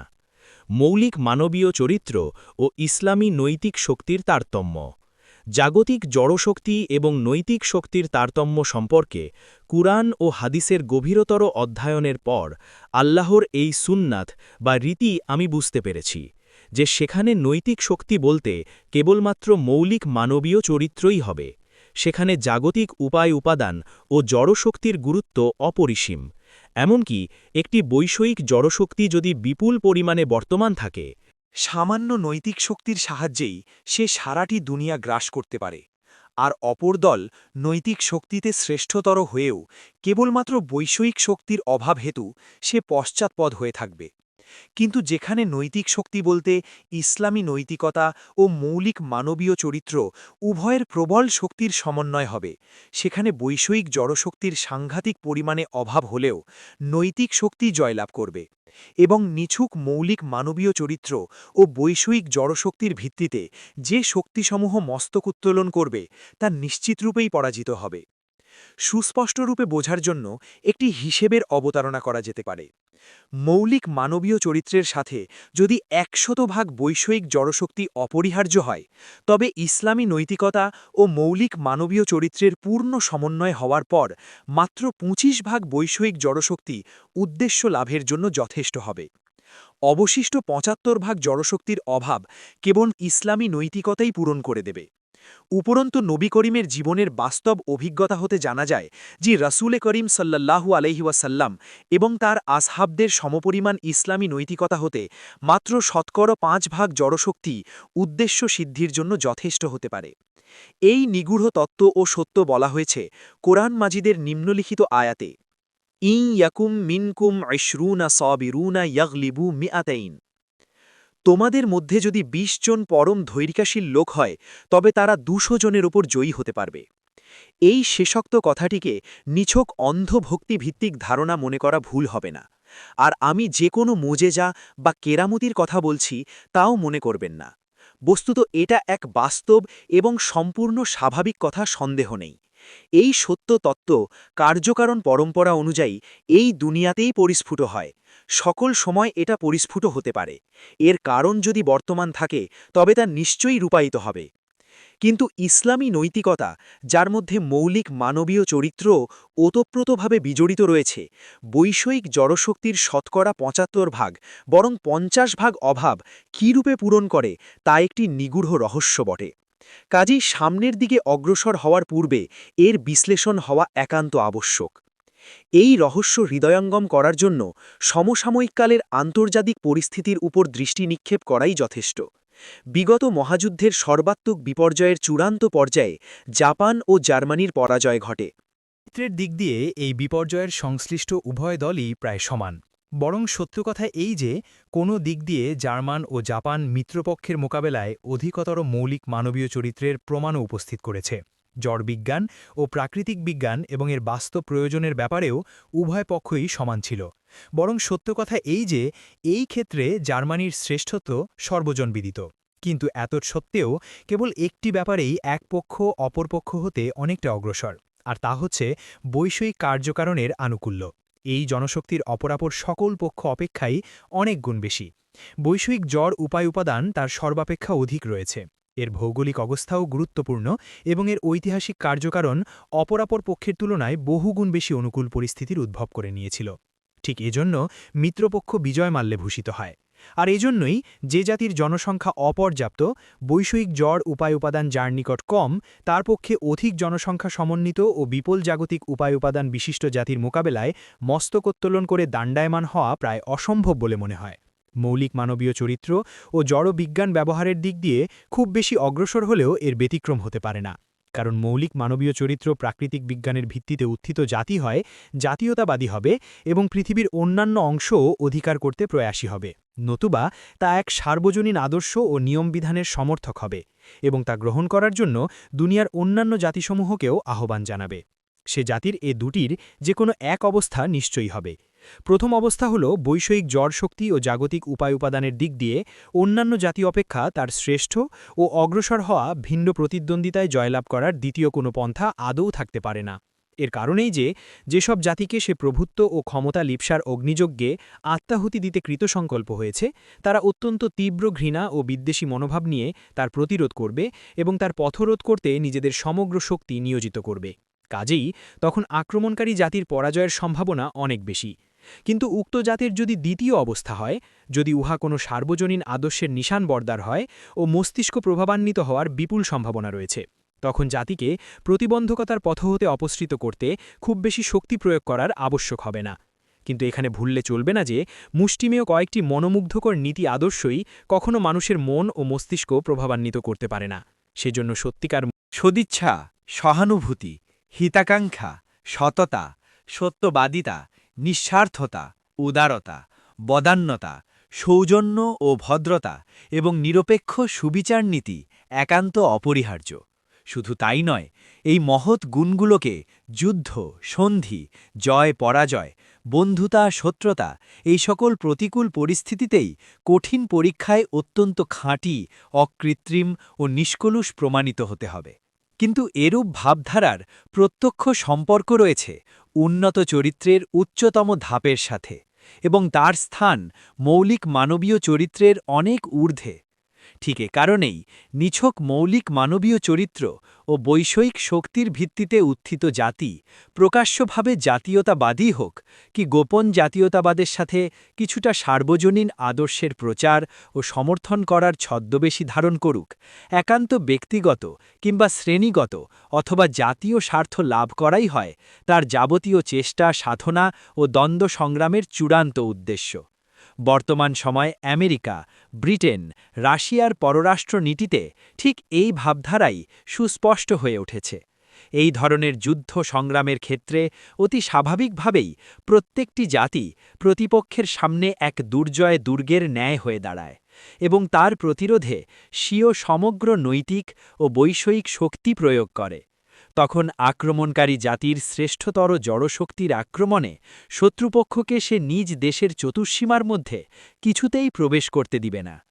কিন্তু এই সময় এরূপ পরিবেশের মধ্যে এমন একটা মানবগোষ্ঠী যদি বর্তমান থাকে, প্রথমত তা একটি জাতির লোকদের সমন্বয়ে গঠিত হয়ে থাকলেও কোনো দোষ নেই যদি তা একই জাতি হিসেবে না উঠে একটি আদর্শবাদী জামায়াত হিসেবে দণ্ডায়মান হয়, যা সকল প্রকার ব্যক্তিগত, শ্রেণীগত ও জাতীয় স্বার্থপরতার বহু ঊর্ধ্বে থেকে বিশ্ব মানবতাকে আমন্ত্রণ জানাবে, যার সমগ্র চেষ্টা সাধনার চরম লক্ষ্য হবে নির্দিষ্ট কতকগুলো আদর্শের অনুসরণের মধ্য দিয়ে বিশ্ব মানবতার মুক্তি সাধন এবং সেই আদর্শ ও নীতিসমূহের ভিত্তিতে মানব জীবনের গোটা ব্যবস্থার পুনঃপ্রতিষ্ঠা সাধন। ওইসব নীতি ও আদর্শের ভিত্তিতে এই দল যে জাতি গঠন করবে তাতে জাতীয়, ভৌগোলিক, শ্রেণীগত ও বংশীয় বা গোত্রীয় বৈষম্যের নাম গন্ধ থাকবে না। সকল মানুষই তাতে সমান মর্যাদা ও অধিকার নিয়ে প্রবেশ করতে পারবে এবং সকলেই সমান সুযোগ সুবিধা লাভ করতে পারবে। এই নবপ্রতিষ্ঠিত জাতির মধ্যে নেতৃত্ব, পথ নির্দেশকারী মর্যাদা কেবল সেই ব্যক্তি বা সেই মানব সমষ্টি লাভ করতে পারবে যারা সেই আদর্শ ও নীতির অনুসরণ করে চলার দিক দিয়ে সর্বাপেক্ষা অগ্রসর ও শ্রেষ্ঠ প্রমাণিত হবে। তখন তার বংশ মর্যাদা বা আঞ্চলিক জাতীয়তার কোনো তারতম্য বিচার হবে না। এমনকি এই নতুন সমাজে এতদূরও হতে পারে যে বিজিত জাতির লোক ঈমান এনে নিজেকে অন্যান্যের অপেক্ষা শ্রেষ্ঠ আদর্শানুসরণে এবং যোগ্যতার প্রমাণ করতে পারলে বিজয়ী তার সকল চেষ্টা ও যুদ্ধ সংগ্রামলব্ধ যাবতীয় ফল তার পদতলে এনে ঢেলে দিবে এবং তাকে নেতারূপে স্বীকার করে নিজে অনুসারী হয়ে কাজ করতে প্রস্তুত হবে। এমন একটি আদর্শবাদী দল যখন নিজেদের আদর্শ প্রচার করতে শুরু করে তখন এই আদর্শের বিরোধী লোকগণ তাদের প্রতিরোধ করতে উদ্যত হয়, ফলে উভয় দলের মধ্যে দ্বন্দ্ব শুরু হয়ে যায়। কিন্তু এই দ্বন্দ্বের তীব্রতা যতই বৃদ্ধি পায়, আদর্শবাদী দল বিরুদ্ধবাদীদের মোকাবিলায় ততই উন্নত চরিত্র ও মহান মানবিক গুণমহাত্মের চরম পরাকাষ্ঠা প্রদর্শন করতে থাকে। সে তার কর্মনীতি দ্বারা প্রমাণ করে যে মানব সমষ্টি তথা গোটা সৃষ্টিজগতের কল্যাণ সাধন ভিন্ন তার অন্য কোনো উদ্দেশ্য নেই। বিরুদ্ধবাদীদের ব্যক্তিসত্তা কিংবা তাদের জাতীয়তার সাথে এর কোনো শত্রুতা নেই। শত্রুতা আছে শুধু তাদের গৃহীত জীবনধারা ও চিন্তা মতবাদের সাথে। তা পরিত্যাগ করলেই তার রক্তপিপাসু শত্রুকেও প্রাণ ভরা ভালোবাসা দান করতে পারে, বুকের সঙ্গে মিলাতে পারে। পরন্তু সে আরও প্রমাণ করবে যে বিরুদ্ধপক্ষের ধনদৌলত কিংবা তাদের ব্যবসায় ও শিল্পপণ্যের প্রতিও তার কোনো লালসা নেই। তাদের নৈতিক ও আধ্যাত্মিক কল্যাণ সাধনই তার একমাত্র কাম্য। তা লাভ হলেই যথেষ্ট।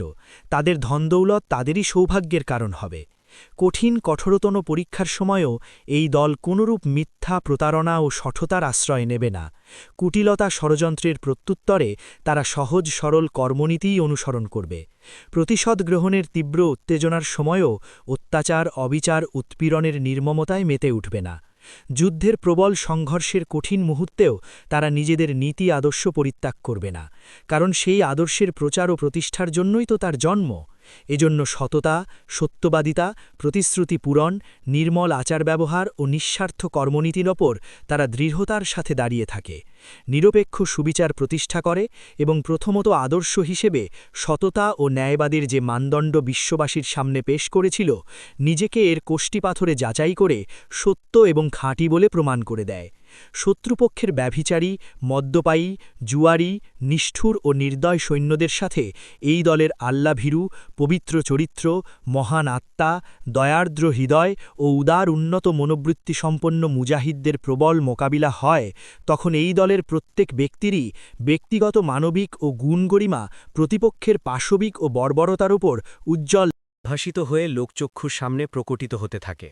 শত্রুপক্ষের লোক আহত বা বন্দী হয়ে আসলে চতুর্দিকে ভদ্রতা, সৌজন্য, পবিত্রতা ও নির্মল মানসিক চরিত্রের রাজত্ব বিরাজমান দেখতে পায়, এবং তা দেখে তাদের কলুষিত আত্মাও পবিত্র ভাবধারার সংস্পর্শে কলুষমুক্ত হয়ে যায়। পক্ষান্তরে এই দলের লোক যদি বন্দী হয়ে শত্রুপক্ষের শিবিরে চলে যায়, সেখানকার অন্ধকারাচ্ছন্ন পুতিগন্ধময় পরিবেশে এদের মনুষ্যত্বের মহিমা আরও উজ্জ্বল ও চাকচিত্যপূর্ণ হয়ে ওঠে। এরা কোনো দেশ জয় করলে বিজিত জনগণ প্রতিশোধের নির্মম আঘাতের পরিবর্তে ক্ষমা, করুণা পায়। কঠোরতা, নির্মমতার পরিবর্তে সহানুভূতি, গর্ব, অহংকার ও ঘৃণার পরিবর্তে পায় সহিষ্ণুতা ও বিনয়। ভর্ৎসনার পরিবর্তে পায় সাদর সম্ভাষণ এবং মিথ্যা প্রচারণার পরিবর্তে সত্যের মূলনীতিসমূহের বৈজ্ঞানিক প্রচার। আর এসব দেখে খুশিতে তাদের হৃদয় মন ভরে ওঠে। তারা দেখতে পায় যে বিজয়ী সৈনিকরা তাদের নিকট নারী দেহের দাবি করে না, গোপনে লোকচক্ষুর অন্তরালে ধন সম্পত্তি খোঁজ করে বেড়ায় না। তাদের শৈল্পিক গোপন রহস্যের সন্ধান করার জন্যেও এরা উদ্গ্রীব নয়। তাদের অর্থনৈতিক শক্তি সম্পদকে ধ্বংস করার চিন্তাও এদের নেই। তাদের জাতীয় সংস্কৃতি ও সম্মান মর্যাদার উপরেও এরা হস্তক্ষেপ করে না। বিজিত জনতা শুধু দেখতে পায় এরা এক গভীর চিন্তায় নিমগ্ন, এই জন্য যে বিজিত দেশের একটি মানুষেরও সম্মান বা সতীত্ব যেন নষ্ট না হয়, কারো ধনমাল যেন ধ্বংস না হয়, কেউ যেন সঙ্গত অধিকার হতে বঞ্চিত না থেকে যায়, কোনরূপ অসচ্চরিত্রতা তাদের মধ্যে যেন ফুটে না ওঠে, এবং সামগ্রিক জুলুম পীড়ন যেন কোনো রূপেই অনুষ্ঠিত হতে না পারে। পক্ষান্তরে শত্রুপক্ষ যখন কোনো দেশে প্রবেশ করে, তখন সেই দেশের সমগ্র অধিবাসী তাদের অত্যাচার, নির্মমতা ও অমানুষিক ধ্বংসলীলায় আর্তনাদ করে ওঠে। একটু চিন্তা করলেই বুঝতে পারা যায় এই ধরনের আদর্শবাদী জিহাদের সাথে জাতীয়তাবাদী যুদ্ধ সংগ্রামের কত আকাশস্পর্শী পার্থক্য হয়ে থাকে।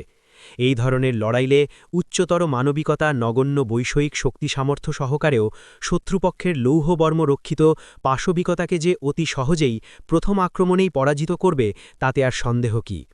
বস্তুত উন্নত নির্মল নৈতিকতার হাতিয়ার বন্দুক কামানের গোলাগুলি অপেক্ষাও দূর পাল্লায় গিয়ে লক্ষ্যভেদ করবে। প্রচণ্ড লড়াইয়ে কঠিন মুহূর্তেও শত্রুরা বন্ধুতে পরিণত হবে। দেশের পূর্বে মানুষের হৃদয়মন বিজিত হবে, দেশের পর দেশ, জনপদের পর জনপদ বিনা যুদ্ধেই পরাজয় স্বীকার করে মুক্তির চিরন্তন স্বাদ গ্রহণ করবে। ওদিকে এই সত্যনিষ্ঠ আদর্শবাদী দল যখন নিজেদের মুষ্টিমীয় জনসংখ্যা অত্যল্প উপায়ে উপাদান সহকারে গঠনমূলক কাজ শুরু করবে, তখন সেনাপতি, সৈনিক, যোদ্ধা, বিভিন্ন জ্ঞান বিজ্ঞানে পারদর্শী, অস্ত্রশস্ত্র, রসদ এবং যুদ্ধের অন্যান্য প্রয়োজনীয় সাজ সরঞ্জাম সবকিছুই ধীরে ধীরে বিরোধী শিবির হতে পাওয়া যাবে, তাতে সন্দেহ নেই। আবার এই উক্তি নিছক কল্পনা, ধারণা এবং আন্দাজ অনুমানের ওপরই ভিত্তিশীল নয়। নবী করিম সাল্লাল্লাহু আলাইহি ওয়াসাল্লাম ও খোলাফায়ে রাশিদিনের সোনালী যুগের ঐতিহাসিক উদাহরণসমূহ হতে এ কথা প্রমাণিত হয় যে ইতিপূর্বেও এরূপ ঘটনা ঘটেছে এবং আজও এরূপ ঘটনার পুনরাবৃত্তি হতে পারে। অবশ্য সেজন্য শর্ত এই যে এরূপ অভিজ্ঞতা লাভের জন্যে পরিপূর্ণ প্রস্তুতি এবং সৎ সাহস নিয়ে কর্মক্ষেত্রে ঝাঁপিয়ে পড়তে হবে। আমি আশা করি আমার উপরুক্ত বিস্তারিত আলোচনা হতে আমার একথা সুস্পষ্টরূপে প্রমাণিত হয়েছে যে প্রকৃতপক্ষে নৈতিক শক্তিই হচ্ছে শক্তির আসল উৎস। কাজেই দুনিয়ার কোনো মানব সমষ্টি যদি মৌলিক মানবীয় চরিত্রের সঙ্গে ইসলামী নৈতিকতারও আধার হয়, তখন তার বর্তমানে অন্য কোনো দলের পক্ষে দুনিয়ার নেতৃত্ব এবং কর্তৃত্বের অধিকারী হয়ে থাকা বৈজ্ঞানিক দৃষ্টিতে কঠিন এবং স্বভাবতই তা অসম্ভব। দ্বিতীয়ত, মুসলমানদের বর্তমান অধপতনের মূলীভূত কারণ কি উপরের আলোচনা হতে তাও আশা করি সুস্পষ্ট হয়ে উঠেছে। যারা না বৈষয়িক উপায় উপাদান প্রয়োগ করবে, না মৌলিক মানবীয় চরিত্রে ভূষিত হবে, আর না সমষ্টিগতভাবে ইসলামী নৈতিকতার অস্তিত্বই তাদের মধ্যে থাকবে, তারা যে দুনিয়ার নেতৃত্বের আসনে কিছুতেই অধিষ্ঠিত থাকতে পারে না, এটা সর্বজন বিদিত সত্য। এমতাবস্থায় এমন সব কাফের লোকদেরই কর্তৃত্ব দান করা আল্লাহর স্থায়ী রীতি, যাদের ইসলামী নৈতিকতা না থাকলেও মৌলিক মানবীয় চরিত্র তো রয়েছে, আর জাগতিক জড় উপায় উপাদান ব্যবহার এবং শাসন শৃঙ্খলা রক্ষার দিক দিয়ে নিজেদেরকে অন্যের তুলনায় শ্রেষ্ঠ প্রমাণ করেছে। এই ক্ষেত্র মুসলমানদের কোনো অভিযোগ করার থাকলে তা তাদের নিজেদের বিরুদ্ধেই হতে পারে। এ ব্যাপারে আল্লাহর স্থায়ী নিয়ম বিধানের আদৌ কোনো ত্রুটি নেই। আর নিজেদের বিরুদ্ধে যদি বাস্তবিকই কোনো অভিযোগ জাগে, তার অনিবার্য ফলে নিজেদের যাবতীয় দোষ ত্রুটি সংশোধন করার জন্য যত্নবান হওয়া, এবং যে কারণে মুসলমান নেতৃত্বের আসন হতে বিচ্যুত হয়ে অনুগত হতে বাধ্য হয়েছে, সেই কারণ দূর করতে বদ্ধপরিকর হওয়া একান্ত বাঞ্ছনীয়। অতঃপর সুস্পষ্ট ভাষায় ইসলামী নৈতিকতার মূল ভিত্তিসমূহের পুঙ্খানুপুঙ্খ বিশ্লেষণ করা একান্ত আবশ্যক, কারণ আমি জানি এ ব্যাপারে মুসলমানদের ধারণা নিতান্ত অবাঞ্ছিতভাবে অস্পষ্ট এবং বিশিষ্ট হয়ে রয়েছে। এই অস্পষ্টতা ও অসঙ্গবদ্ধতার কারণেই ইসলামী নৈতিকতা আসলে যে কী জিনিস এবং এদিক দিয়ে মানুষের চরিত্র গঠন ও পূর্ণতা সাধনের জন্য কোন জিনিস কোন শ্রেণী পরম্পরা ও ক্রমিক ধারা অনুযায়ী তার মধ্যে লালিত পালিত করা অপরিহার্য, তা খুব কম লোকই জানতে পেরেছে। ইসলামী নৈতিকতার 4 পর্যায়।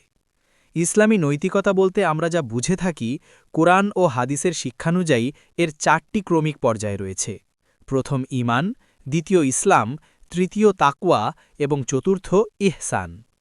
বস্তুত এ 4টি পর্যায়ই পরস্পর এমন স্বাভাবিক শ্রেণী পরম্পরা অনুযায়ী সুসংবদ্ধ হয়ে আছে যে প্রত্যেকটি পরবর্তী পর্যায়ই পূর্ববর্তী পর্যায় হতে উদ্ভূত এবং অনিবার্যরূপে এরই ওপর প্রতিষ্ঠিত। এজন্য নিম্নবর্তী পর্যায় যতক্ষণ না দৃঢ় পরিপক্ক হবে, ততক্ষণ পর্যন্ত এর ওপরের পর্যায়ের প্রতিষ্ঠা সম্পর্কে কল্পনাও পারা যায় না। এই সমগ্র ইমারতের মধ্যে ঈমান হচ্ছে প্রাথমিক ভিত্তিপ্রস্তর। এরই ওপর ইসলামের স্তর রচিত হয়, তার ওপর তাকওয়া এবং সকল পর্যায়ের উপরে হয় ইহসানের প্রতিষ্ঠা। ঈমান না হলে ইসলামে তাকওয়া কিংবা ইহসান লাভ করার কোনো সম্ভাবনাই হতে পারে না। ঈমান দুর্বল হলে তার ওপর উচ্চতর পর্যায়সমূহের দুর্বহ বোঝা চাপিয়ে দিলেও তা অতিশয় কাঁচা, শিথিল ও অন্তঃসারশূন্য হয়ে পড়বে। এই ঈমান সংকীর্ণ হলে যতখানি তার ব্যাপ্তি হবে, ইসলাম এবং ইহসান ঠিক ততখানি সংকীর্ণ ও সীমাবদ্ধ হবে, তাতে সন্দেহ নেই। অতএব ঈমান যতক্ষণ না পর্যন্ত পূর্ণরূপে বিশুদ্ধ, সুদৃঢ় ও সম্প্রসারিত না হবে, দ্বীন ইসলাম সম্পর্কে সঠিক জ্ঞানসম্পন্ন কোনো বুদ্ধিমান ব্যক্তি তার উপর ইসলাম, তাকওয়া কি ইহসান প্রতিষ্ঠার কথা চিন্তাও করতে পারে না। অনুরূপভাবে তাকওয়ার পূর্বে ইসলাম এবং ইহসানের পূর্বে তাকওয়া বিশুদ্ধকরণ, সুষ্ঠুতা বিধান ও সম্প্রসারিতকরণ অপরিহার্য। কিন্তু সাধারণত আমরা এটাই দেখতে পাই যে এই স্বাভাবিক ও নীতিগত শ্রেণী পরম্পরার প্রতি চরম উপেক্ষা প্রদর্শন করা হয় এবং ঈমান ও ইসলামের পর্যায়ে পূর্ণতা সাধন ছাড়াই তাকওয়া ও ইহসানের আলোচনা শুরু করে দেয়া হয়। এটা অপেক্ষাও দুঃখের বিষয় এই যে সাধারণত লোকদের মনে ঈমান, ইসলাম সম্পর্কে অত্যন্ত সংকীর্ণ ধারণা বদ্ধমূল রয়েছে। এজন্যই শুধু বাহ্যিক বেশভূষা, পোশাক পরিচ্ছদ, উঠা বসা, চলাফেরা, খানাপিনা প্রভৃতি বাহ্যিক আচার অনুষ্ঠানসমূহ নির্দিষ্ট পদ্ধতিতে করতে পারলেই তাকওয়ার পূর্ণতা সাধন হয়ে গেল। আর ইবাদতের মধ্যে নফল নামাজ, দরুদ, ওজিফা পাঠ এই ধরনের কয়েকটি বিশেষ কাজ করলেই ইহসানের উচ্চতম অধ্যায় লাভ হয় বলে ধারণা করে। অথচ এ ধরনের তাকওয়া ও ইহসানের সঙ্গে সঙ্গে লোকদের জীবনের এমন অনেক সুস্পষ্ট নিদর্শনও পাওয়া যায়, যার ভিত্তিতে অনায়াসে বলা চলে যে তাকওয়া ও ইসলাম তো দূরের কথা, আসল ঈমানই এখন পর্যন্ত তার মধ্যে পরিপক্কতা ও সুষ্ঠুতা লাভ করেনি। এরূপ ভুল ধারণা ও ভুল দীক্ষার পদ্ধতি আমাদের মধ্যে যতদিন বর্তমান থাকবে ততদিন পর্যন্ত আমরা ইসলামী নৈতিকতার অপরিহার্য অধ্যায়সমূহ কখনো অতিক্রম করতে পারব বলে আশা করা যায় না। এজন্যই ঈমান, ইসলাম, তাকওয়া, ইহসান এই 4টি অধ্যায় সম্পর্কে পূর্ণ সুস্পষ্ট ধারণা লাভ করা এবং সেই সঙ্গে এদের স্বাভাবিক ও ক্রমিক শ্রেণী পরম্পরাও অনুধাবন করা একান্তই অপরিহার্য। ঈমান। সর্বপ্রথম ঈমান সম্পর্কেই আলোচনা করা যাক, কারণ এটা ইসলামী জিন্দেগির প্রাথমিক ভিত্তিপ্রস্তর। তাওহিদ ও রিসালাত, আল্লাহর একত্ব ও হযরত মুহাম্মদ সাল্লাল্লাহু আলাইহি ওয়াসাল্লামকে রাসূল রূপে স্বীকার করে নেয়াই এক ব্যক্তির ইসলামের পরিসীমায় অনুপ্রবেশ লাভের জন্য যথেষ্ট। তখন তার সাথে ঠিক একজন মুসলমানেরই ন্যায় আচরণ করা আবশ্যক। তখন এরূপ আচরণ ও ব্যবহার পাবার তার অধিকারও হয়। কিন্তু সাধারণ স্বীকৃতি এমনি আইনগত প্রয়োজন পূর্ণ করার জন্য যথেষ্ট হলেও ইসলামী জিন্দেগির সমগ্র ত্রিতল বিশিষ্ট উচ্চ প্রাসাদের ভিত্তিপ্রস্তর হওয়ার জন্যও কি এটা যথেষ্ট হতে পারে? সাধারণ লোকেরা এরূপই ধারণা করে, আর এজন্য যেখানেই এই স্বীকৃতিটুকু পাওয়া যায় সেখানেই বাস্তবভাবে ইসলাম, তাকওয়া ও ইহসানের উচ্চ তলসমূহ তৈরি করার কাজ শুরু করে দেয়া হয়। ফলে সাধারণত এটা হাওয়ার উপর প্রতিষ্ঠিত প্রাসাদেরই অনুরূপ ক্ষণভঙ্গুর ও ক্ষয়শ্রীণু হয়ে পড়ে। বস্তুত একটি পরিপূর্ণ ইসলামী জিন্দেগি গঠনের জন্য সুবিস্তারিত, সম্প্রসারিত, ব্যাপক, গভীর ও সুদৃঢ় ঈমান একান্তই অপরিহার্য। ঈমানের বিস্তৃতি ও ব্যাপকতা হতে জীবনের কোনো একটি দিক বা বিভাগও যদি বাইরে পড়ে থাকে, তবে ইসলামী জিন্দেগির সেই দিকটিই পুনর্গঠন লাভ হতে বঞ্চিত থেকে যাবে এবং তার গভীরতায় যতটুকু অভাবই থাকবে, ইসলামী জিন্দেগির প্রাসাদ সেখানেই দুর্বল ও শিথিল হয়ে থাকবে, এ কথায় কোনোই সন্দেহ নেই। উদাহরণস্বরূপ আল্লাহর প্রতি ঈমানের উল্লেখ করা যেতে পারে। বস্তুত আল্লাহর প্রতি ঈমান দ্বীনে ইসলামের প্রাথমিক ভিত্তিপ্রস্তর। একটু চিন্তা করলেই বুঝতে পারা যাবে যে আল্লাহকে স্বীকার করার উক্তিটুকু সাদাসিধে পর্যায়ে অতিক্রম করে বিস্তারিত ও সম্প্রসারিত ক্ষেত্রে প্রবেশ করার পর এর বিভিন্ন রূপ দেখতে পাওয়া যায়। কোথাও আল্লাহর প্রতি ঈমান এই কথা বলে শেষ করা যায় যে আল্লাহ বর্তমান আছেন, সন্দেহ নেই পৃথিবীর তিনি সৃষ্টিকর্তা এবং তিনি এক ও অদ্বিতীয়, এটাও সত্য কথা। কোথাও আরও একটু অগ্রসর হয়ে আল্লাহকে মাবুদ স্বীকার করা হয় এবং তার উপাসনা করার প্রয়োজনীয়তাও মেনে নেওয়া হয়।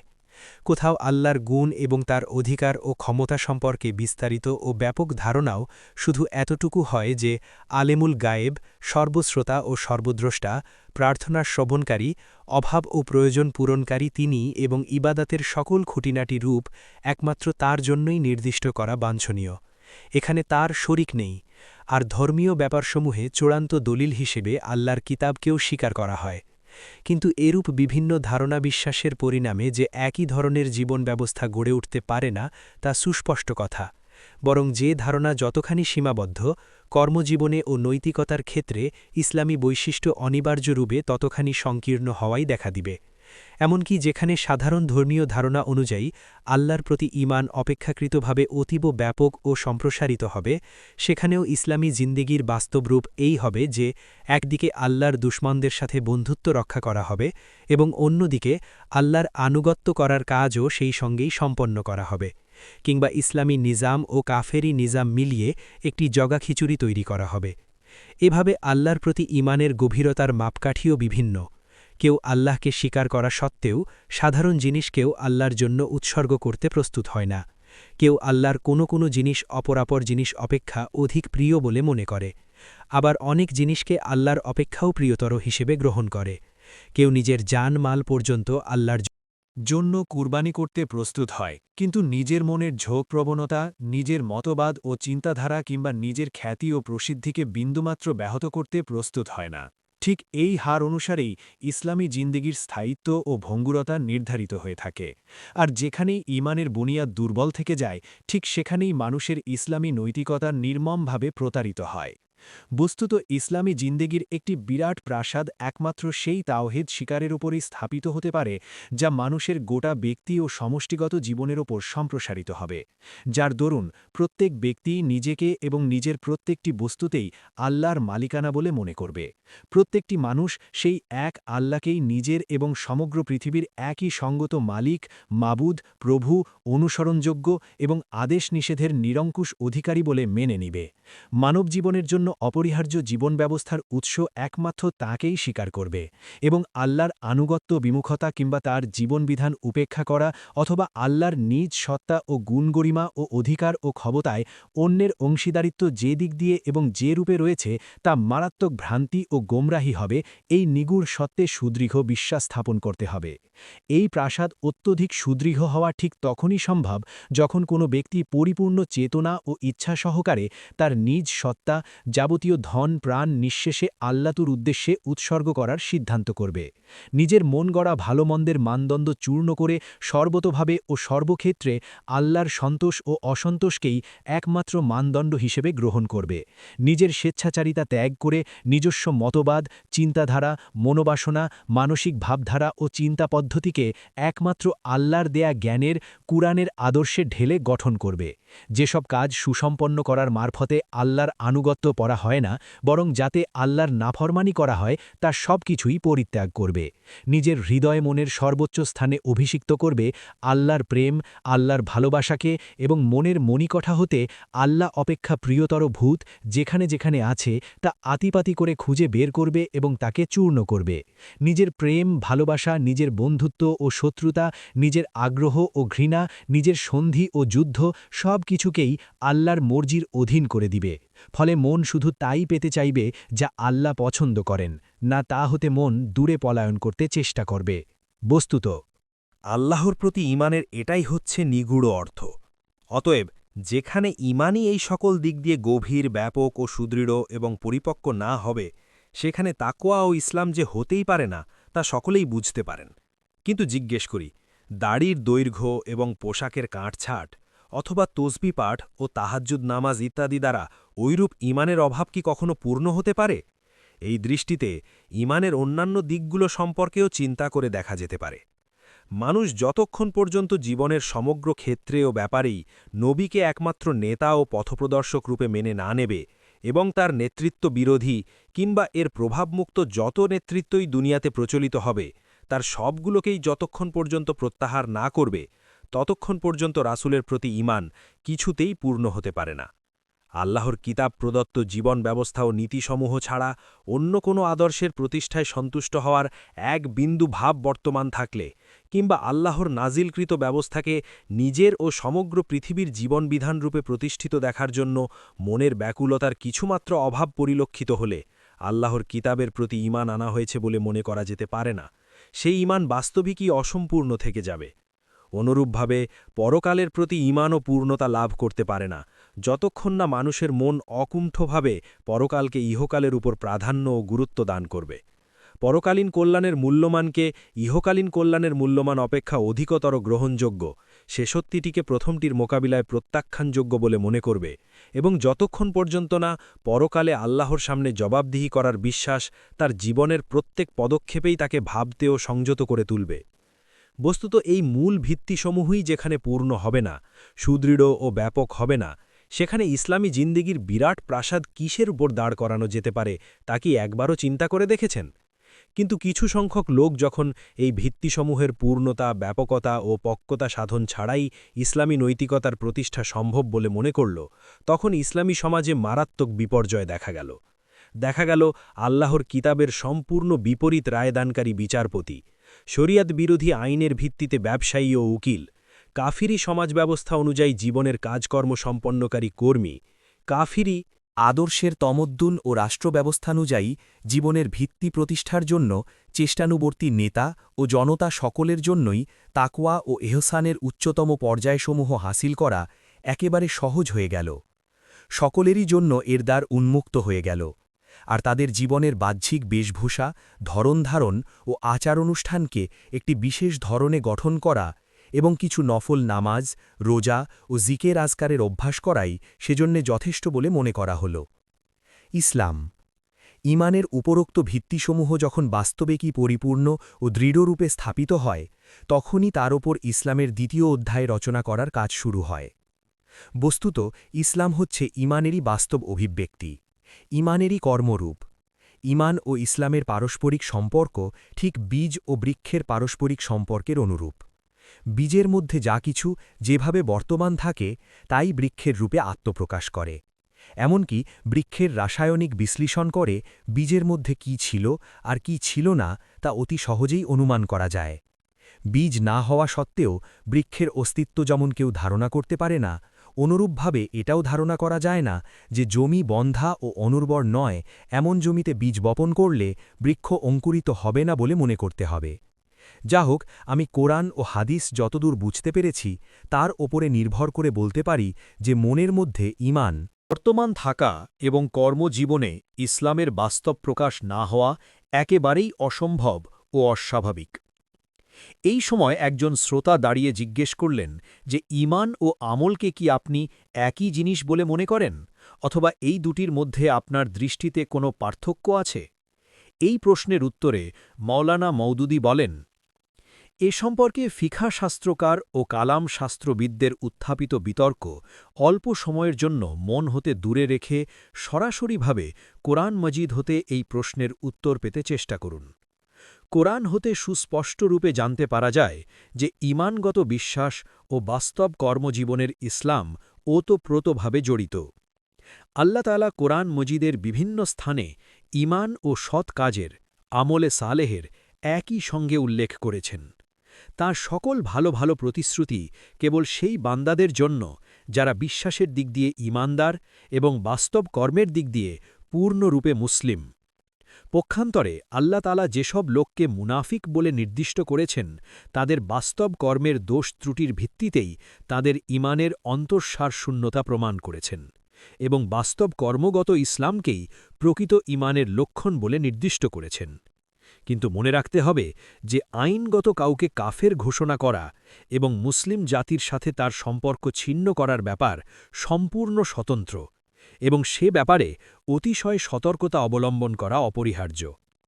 কিন্তু পৃথিবীতে আইনগত প্রযুক্ত হতে পারে যে ঈমান ও ইসলামের উপর, এখানে আমি সেই ঈমান ও ইসলাম সম্পর্কে আলোচনা করছি না, বরং যে ঈমান আল্লাহর নিকট গ্রহণযোগ্য এবং পরকালীন ফলাফল যার ভিত্তিতেই মীমাংসিত হবে, এখানে আমি কেবল সেই ঈমান সম্পর্কেই বলছি।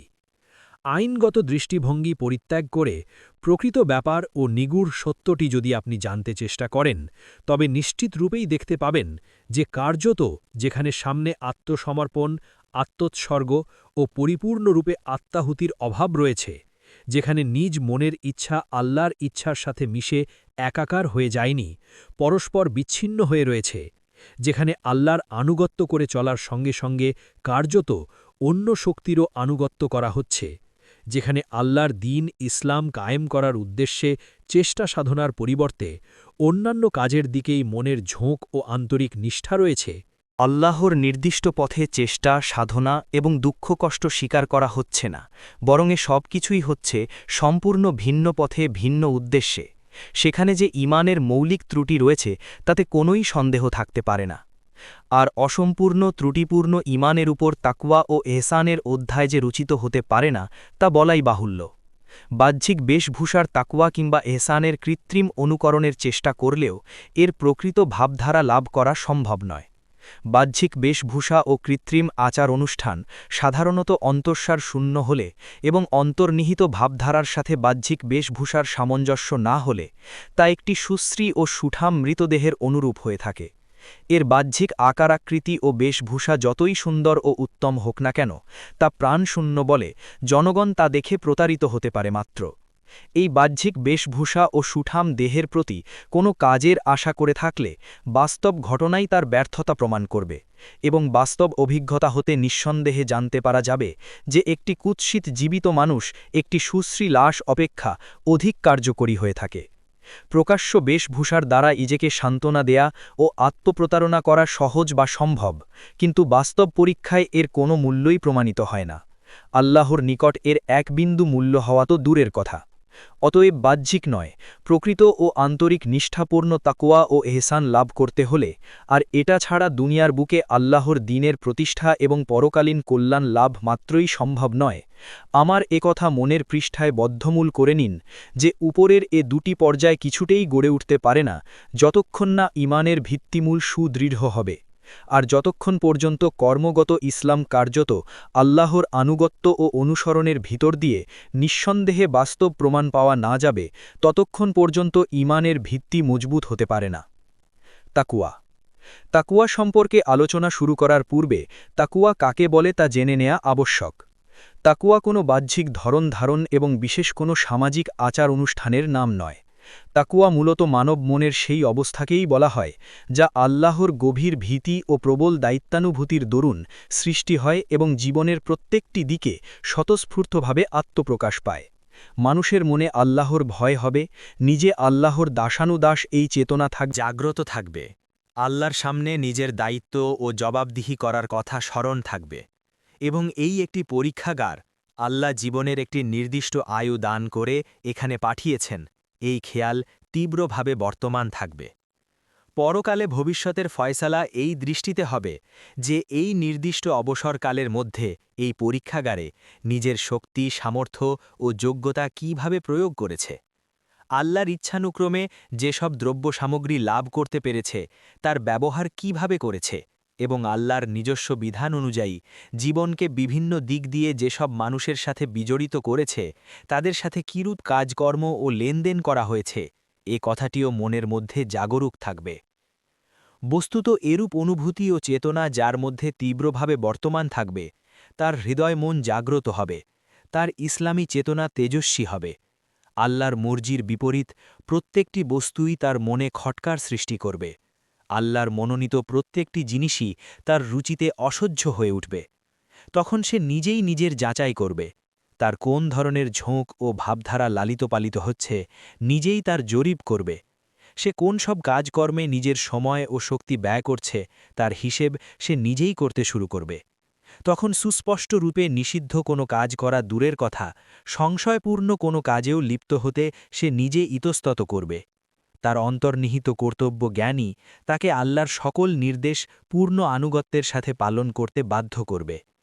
যেখানেই আল্লাহর নির্দিষ্ট সীমা লঙ্ঘন হওয়ার আশঙ্কা হবে সেখানেই তার অন্তর্নিহিত আল্লাহ ভীতি তার পদযুগলে প্রবল কম্পন সৃষ্টি করবে, চলৎশক্তি রহিত করে দেবে।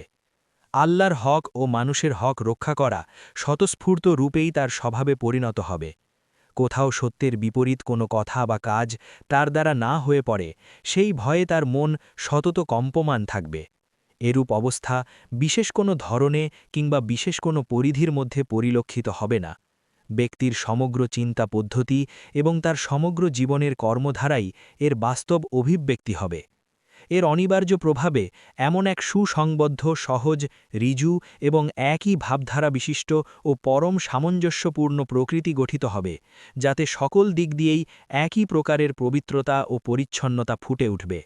পক্ষান্তরে কেবল বাহ্যিক আকার আকৃতি ও কয়েকটি নির্দিষ্ট পথের অনুসরণ এবং নিজেকে কৃত্রিমভাবে কোনো পরিমাপযোগ্য ছাঁচে ঢেলে নেওয়াকেই যেখানে তাকওয়া বলে ধরে নেওয়া হয়েছে, সেখানে শিখিয়ে দেয়া কয়েকটি বিষয়ে বিশেষ ধরন ও পদ্ধতিতে তাকওয়া পালন হতে দেখা যাবে, কিন্তু সেই সঙ্গে জীবনের অন্যান্য দিকে ও বিভাগে এমন সব চরিত্র, চিন্তা পদ্ধতি ও কর্মনীতি পরিলক্ষিত হবে যা তাকওয়া তো দূরের কথা, ঈমানের প্রাথমিক স্তরের সাথেও এর কোনো সামঞ্জস্য হবে না। এটাকেই হজরত ঈসা আলাইসাল্লাম উদাহরণের ভাষায় বলেছেন, একদিকে মাছি বলে বাইর কর, আর অন্যদিকে বড় বড় উট অবলীলাক্রমে গলৎক্ষরণ কর। প্রকৃত তাকওয়া এবং কৃত্রিম তাকওয়ার পারস্পরিক পার্থক্য অন্য একভাবেও বুঝতে পারা যায়। যে ব্যক্তির মধ্যে পবিত্রতা ও পরিচ্ছন্নতার একটি তীব্র ও জাগ্রত রুচি অনুভূতি বর্তমান রয়েছে, সে নিজেই অপবিত্রতা ও পঙ্কিলতাকে ঘৃণা করবে, তা যে আকারেই হোক না কেন, এবং পবিত্রতাকে পূর্ণরূপে ও স্থায়ীভাবে গ্রহণ করবে। তার বাহ্যিক অনুষ্ঠান যথাযথভাবে প্রতিপালিত না হলেও কোনো আপত্তি থাকবে না। অপর ব্যক্তির আচরণ এর বিপরীত হবে, কারণ পবিত্রতা ও পরিচ্ছন্নতার কোনো স্বতঃস্ফূর্ত চেতনা তার মধ্যে নেই, বরং ময়লা ও অপবিত্রতার একটি তালিকা কোথা হতে লিখে নিয়ে সবসময়ই সঙ্গে রেখে চলে। ফলে এই ব্যক্তি তার তালিকায় উল্লেখিত ময়লাগুলো হতে নিশ্চয়ই আত্মরক্ষা করবে, কিন্তু তা সত্ত্বেও উহা অপেক্ষা অধিক জঘন্য ও ঘৃণিত বহু প্রকার পঙ্কিলতার মধ্যে সে অজ্ঞতাসারেই ইত্য হয়ে পড়বে, তা নিঃসন্দেহে। কারণ তালিকায় অনুল্লেখিত পঙ্কিলতা যে কোনরূপ পঙ্কিল বা ঘৃণিত হতে পারে, এটা সে মাত্রই বুঝতে পারে না। এই পার্থক্য কেবল নীতিগত ব্যাপারেই নয়, চারদিকে যাদের তাকওয়ার একেবারে ধুম পড়ে গেছে তাদের জীবনে এই পার্থক্য সুস্পষ্ট হয়ে ধরা পড়ে। তারা একদিকে শরিয়াতের খুঁটিনাটি বিষয়ে খুবই কড়াকড়ি করে থাকে, এমনকি দাড়ির দৈর্ঘ্য একটি বিশেষ পরিমাপ হতে একটু কম হলেই তাকে জাহান্নামী হওয়ার সুসংবাদ শুনিয়ে দিতে সংকোচ বোধ করে, এবং ফিকাহের শাস্ত্রীয় মত হতে কোথাও সমাজ বিচ্যুতিকেও তারা দ্বীন ইসলামের সীমা লঙ্ঘন করার সমান মনে করে। কিন্তু অন্যদিকে ইসলামের মূলনীতি ও বুনিয়াদী আদর্শকে তারা চরমভাবে উপেক্ষা করে চলে। গোটা জীবনের ভিত্তি তারা স্থাপিত করেছে রুখসাত, অনুমতি ও রাজনৈতিক সুযোগবাদী নীতির উপর। আল্লাহর দ্বীন ইসলাম কায়েম করার জন্য চেষ্টা সাধনা ও সংগ্রাম করার দায়িত্ব এড়ানোর জন্য তারা বহু সুযোগের পথ আবিষ্কার করে নিয়েছে। কাফেরি রাষ্ট্র ব্যবস্থা অধীনে তারা ইসলামী জিন্দেগি যাপনের প্রস্তুতি করার জন্যই সকল চেষ্টা ও সাধনা নিযুক্ত করে রেখেছে। শুধু তাই নয়, তাদেরই ভুল নেতৃত্ব মুসলমানদেরকে একথা বুঝিয়েছে যে এক ইসলাম বিরোধী সমাজ ব্যবস্থার অধীন থেকে বরং এর খিদমত করেও সীমাবদ্ধ গণ্ডির মধ্যে ধর্মীয় জীবনযাপন করা যায়, এবং তাতেই দ্বীন ইসলামের যাবতীয় নির্দেশ প্রতিপালিত হয়ে যায়। অতপর ইসলামের জন্য তাদেরকে আর কোনো চেষ্টা সাধনা বা কষ্ট স্বীকার আদৌ করতে হবে না। এটা অপেক্ষাও অধিকতর দুঃখের কথা এই যে তাদের সামনে দ্বীন ইসলামের মূল দাবি যেমন পেশ করা হয় এবং দ্বীন ইসলামী নিজাম কায়েম করার চেষ্টা সাধনা ও আন্দোলনের দিকে তাদের দৃষ্টি আকর্ষণ করা হয়, তখন তারা এর প্রতি শুধু চরম উপেক্ষাই প্রদর্শন করে না, এটা হতে নিজেকে বাঁচিয়ে রাখার জন্য এবং অন্যান্য মুসলমানকেও তা হতে বিরত রাখার জন্যে শত রকমের কৌশলের আশ্রয় নেয়। আর এত সব সত্ত্বেও তাদের তাকওয়া ক্ষুণ্ণ হয় না, আর ধর্মীয় মনোবৃত্তি সম্পন্ন লোকদের মনে তাদের তাকওয়ার অন্তঃসার শূন্যতা সম্পর্কে সন্দেহমাত্র জাগ্রত হয় না। এভাবেই প্রকৃত ও নিষ্ঠাপূর্ণ তাকওয়া এবং কৃত্রিম ও অন্তঃসার শূন্য তাকওয়ার পারস্পরিক পার্থক্য বিভিন্ন রূপে সুস্পষ্ট হয়ে ধরা পড়ে। কিন্তু তা অনুভব করার জন্য তাকওয়ার প্রকৃত ধারণা মনের মধ্যে পূর্বেই বদ্ধমূল হওয়া অপরিহার্য।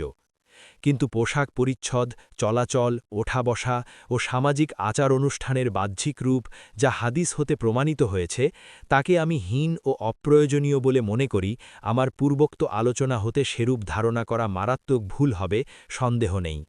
এরূপ কথা আমি কল্পনাও করতে পারি না। বস্তুত আমি শুধু একথাই বুঝাতে চাই যে প্রকৃত তাকওয়াই হচ্ছে আসল গুরুত্বপূর্ণ জিনিস, তার বাহ্যিক প্রকাশ মুখ্য নয়, গৌণ। আর প্রকৃত তাকওয়ার মহিমাদীপ্তি যার মধ্যে স্বতঃস্ফূর্ত হয়ে উঠবে, তার সমগ্র জীবনই পরিপূর্ণ সামঞ্জস্যের সাথে খাঁটি ইসলামী জীবন রূপেই গড়ে উঠবে।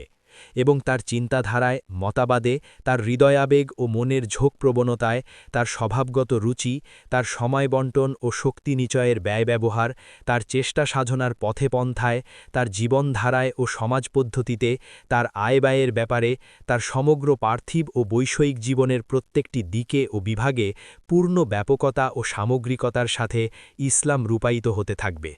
কিন্তু আসল তাকওয়া অপেক্ষা তার বাহ্যিক বেশভূষাকেই যদি প্রাধান্য দেয়া হয়, তার উপরই যদি অযথা গুরুত্ব আরোপ করা হয় এবং প্রকৃত তাওয়ার বীজ বপনতার পরিবর্ধনের জন্য যত্ন না নিয়ে যদি কৃত্রিম উপায়ে কয়েকটি বাহ্যিক হুকুমাহাকাম পালন করান হয়, তবে বর্ণিত রূপেই যে এর পরিণামফল প্রকাশিত হবে তাতে বিন্দুমাত্র সন্দেহ নেই।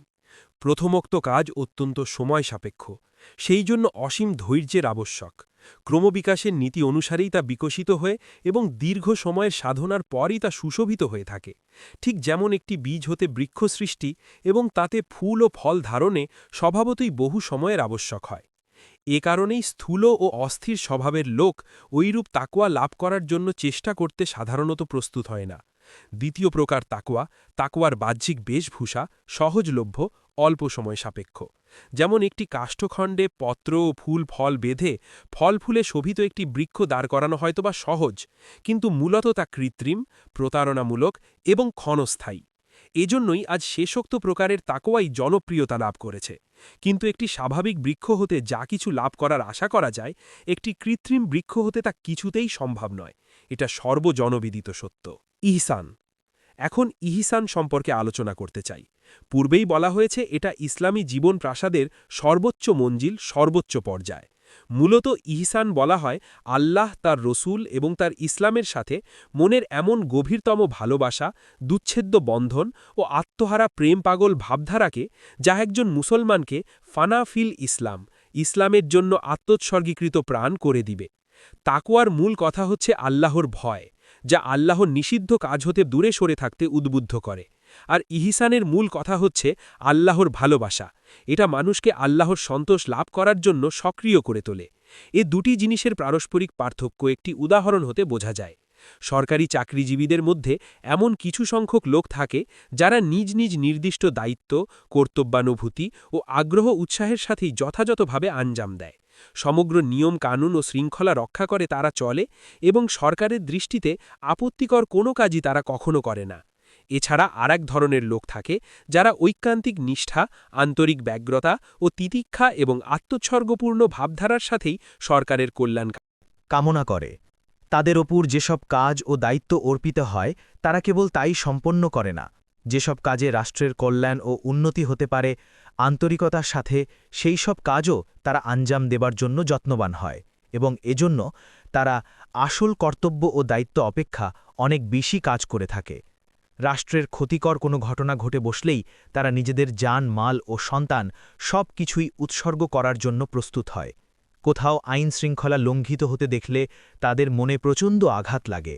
কোথাও রাষ্ট্রদ্রোহিতা ও বিদ্রোহ ঘোষণার লক্ষণ দৃষ্টিগোচর হলে তারা অস্থির হয়ে পড়ে এবং তা দমন করার জন্য প্রাণপণ চেষ্টা করে। নিজে সচেতনভাবে রাষ্ট্রের ক্ষতি করা তো দূরের কথা, তার স্বার্থে সামান্য আঘাত লাগতে দেয়া তাদের পক্ষে সহ্যাতীত হয়ে পড়ে এবং সকল প্রকার দোষ ত্রুটি দূর করার ব্যাপারে সাধ্যানুসারে চেষ্টার বিন্দুমাত্র ত্রুটি করে না।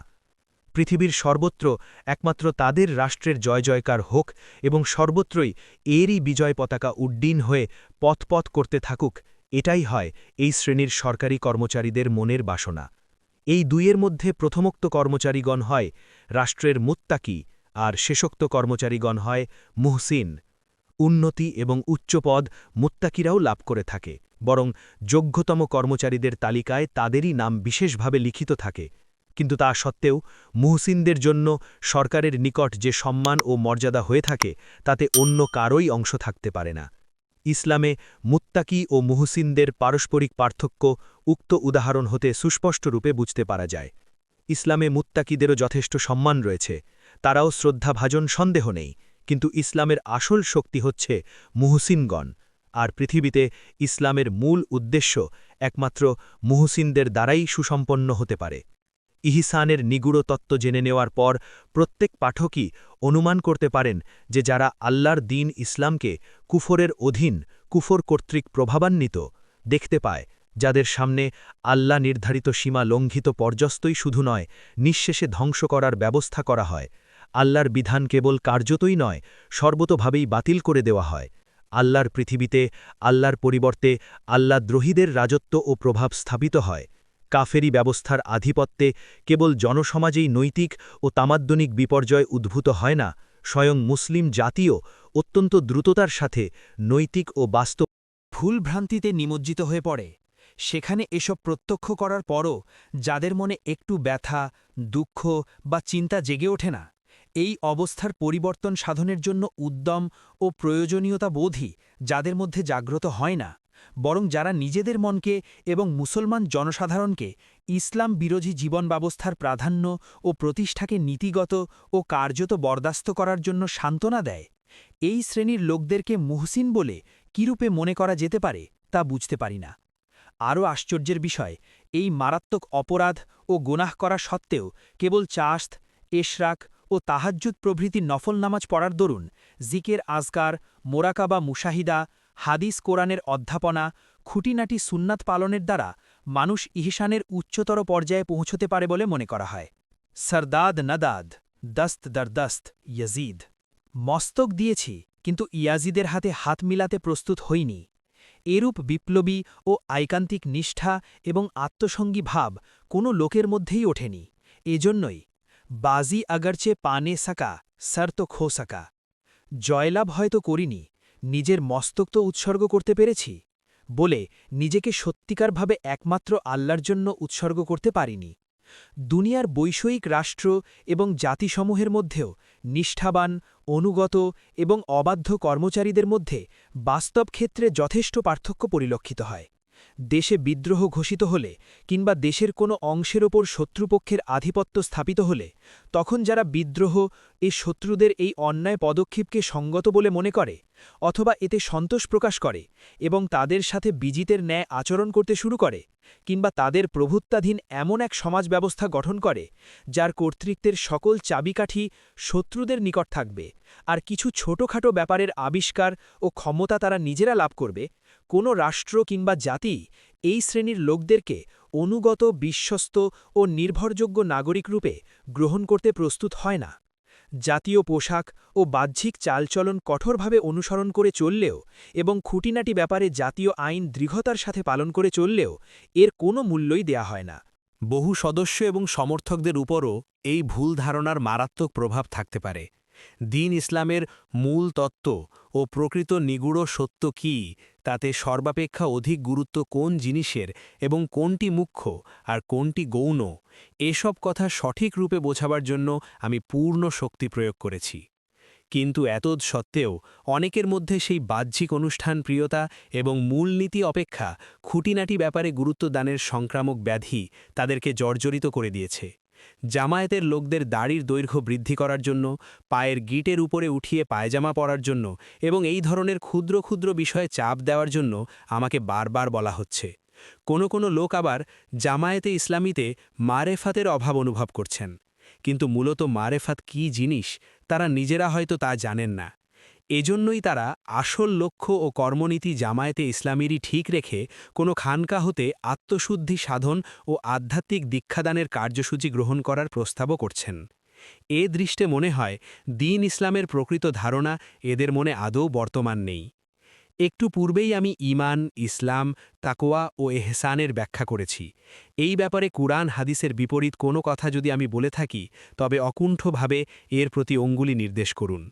কিন্তু আপনি যদি স্বীকার করেন যে কুরআন ও হাদিস অনুযায়ী উক্ত চারটি জিনিসের মূল তত্ত্ব বর্ণিত রূপ ভিন্ন আর কিছু নয়, তবে যেখানে ঈমান তার যাবতীয় ব্যাপকতা ও গভীরতা সহকারে ফুটে ওঠেনি এবং যেখানে তাকওয়া ও এহসানের মূল শিকড়ই বর্তমান নেই, সেখানে কোনো প্রকারেই মারেফাত অর্থাৎ আধ্যাত্মিকতার সন্ধান করে পাওয়া যেতে পারে না, তা আপনাদের নিজেদেরই চিন্তা করা উচিত। আর যেসব খুঁটিনাটি ও গৌণ বিষয়কে দ্বীন ইসলামের প্রাথমিক ও মৌলিক দাবি বলে আপনারা ধরে নিয়েছেন, সেগুলোর নিগূঢ় তত্ত্ব পুনরায় আমি আপনাদেরকে বলে দিচ্ছি।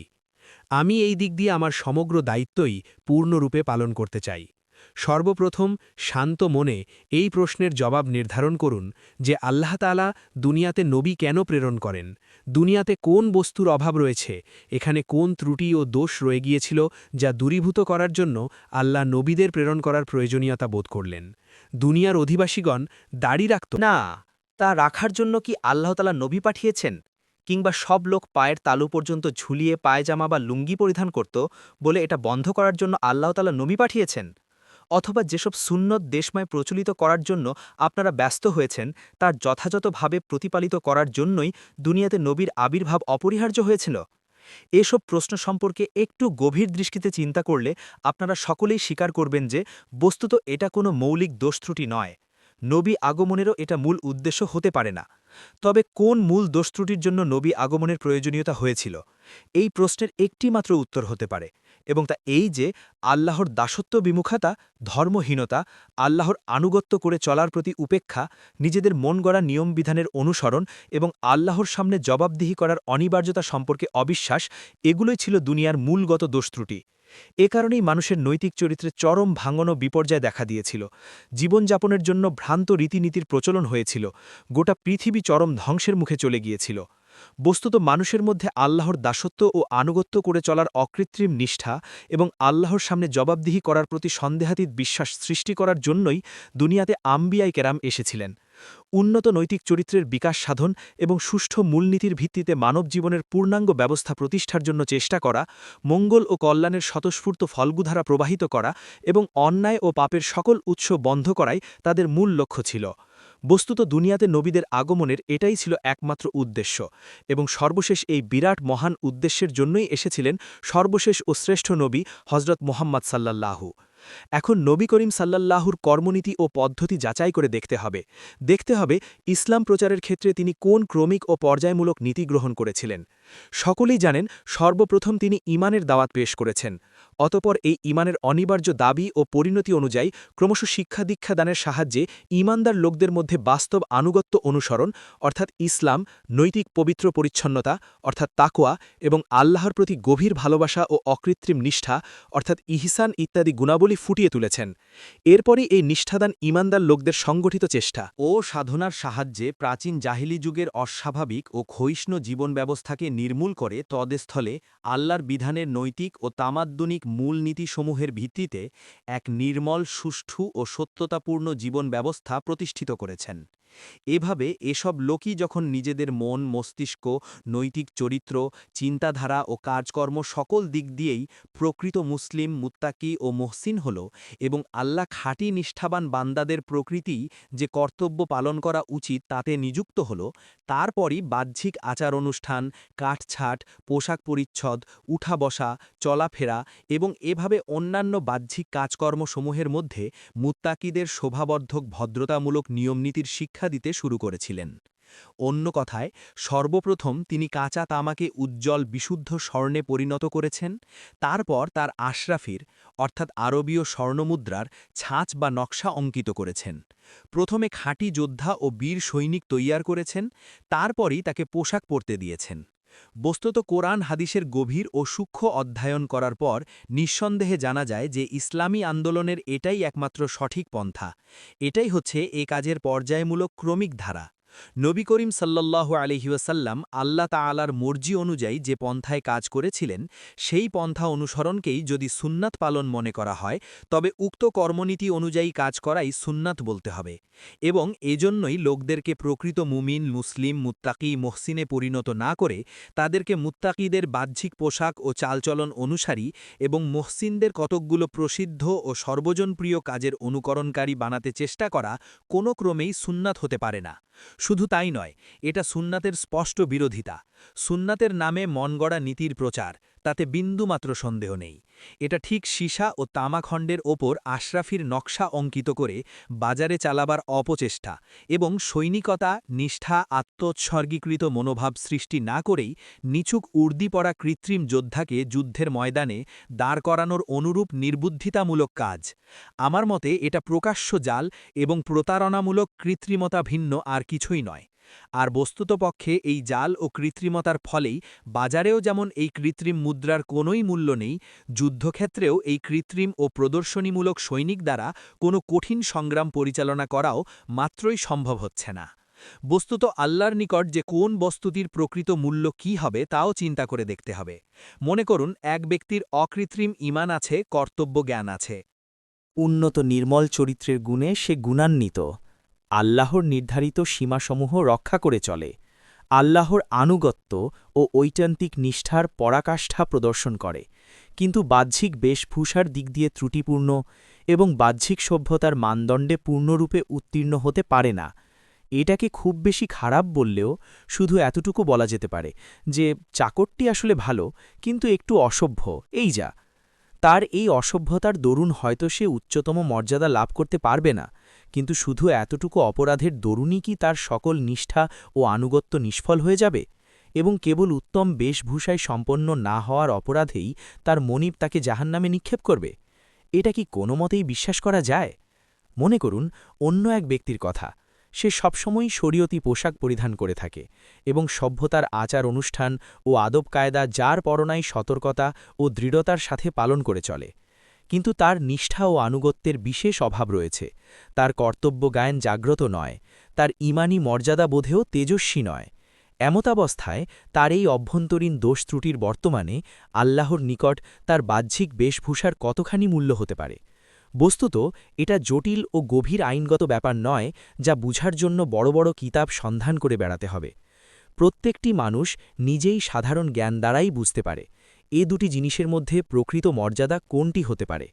দুনিয়ার কম বুদ্ধিমান লোকদের মধ্যেও একটা জ্ঞান থাকে এবং প্রকৃতপক্ষে যে জিনিসটি সম্মান পাওয়ার যোগ্য আর যেটির সৌন্দর্য মৌলিক নয়, এই দুটির মধ্যে তারাও পার্থক্য করতে পারে। ভারতের অধুনালুপ্ত ইংরেজ সরকার এই ব্যাপারে একটি চমৎকার উদাহরণ। এরা যে কত বাবু ও ফ্যাশনপ্রিয় এবং বাহ্যিক আচার অনুষ্ঠানের জন্য এরা যে কত প্রাণ দিয়ে থাকে তা সর্বজন বিদিত, কিন্তু তাদের নিকট প্রকৃত মূল্য ও মর্যাদা কোন জিনিসটি পেয়ে থাকে তা ভেবে দেখেছেন কি? যে সামরিক কর্মচারী তাদের রাষ্ট্রের বিজয় পতাকা উড্ডীন রাখার জন্য নিজের মন, মস্তিষ্ক ও দেহপ্রাণের সকল শক্তি ব্যয় করত এবং আসল সংকট সময়ে সেজন্য কোনরূপ আত্মদানে কুণ্ঠিত হতো না, ঠিক তাকেই তার মর্যাদা দান করত, উচ্চতম পদে তাকেই অভিষিক্ত করত। বাহ্যিক দৃষ্টিতে সে শত অসভ্য, গোয়ার, অমণ্ডিত শ্মশ্রু বিশিষ্ট, বেকায়দায় পোশাক পরিহিত, পানাহারে অনিয়মিত ও কৃতকার্যে অপটু হোক না কেন, তাতে তার পদোন্নতির কোনরূপ বাধার সৃষ্টি হতো না। পক্ষান্তরে যে ব্যক্তি বিলাসপ্রিয়, সভ্যতা ও সমাজের সর্বজনপ্রিয় রীতিনীতিগুলোর পূর্ণমাত্রায় অনুসরণকারী, কিন্তু আনুগত্য ও আত্মোৎসর্গের ব্যাপারে পশ্চাৎপদ এবং আসল কাজের সময় নিজের সুযোগ সুবিধাগুলোর প্রতি বিশেষ লক্ষ্য রাখে, ইংরেজগণ তাকে কোনো সম্মানিত পদ দেয়া তো দূরের কথা, তাকে কোর্ট মার্শাল করতেও দ্বিধাবোধ করত না। দুনিয়ার সামান্য বুদ্ধিবিশিষ্ট লোকেদের যখন এরূপ অবস্থা, তখন আল্লাহ সম্পর্কে কি ধারণা করা যায়? তিনি স্বর্ণ ও তামার পার্থক্য না করে শুধু বাহ্যিক নকশা ছাঁচ দেখে এতে স্বর্ণমুদ্রার মূল্যদান করবেন?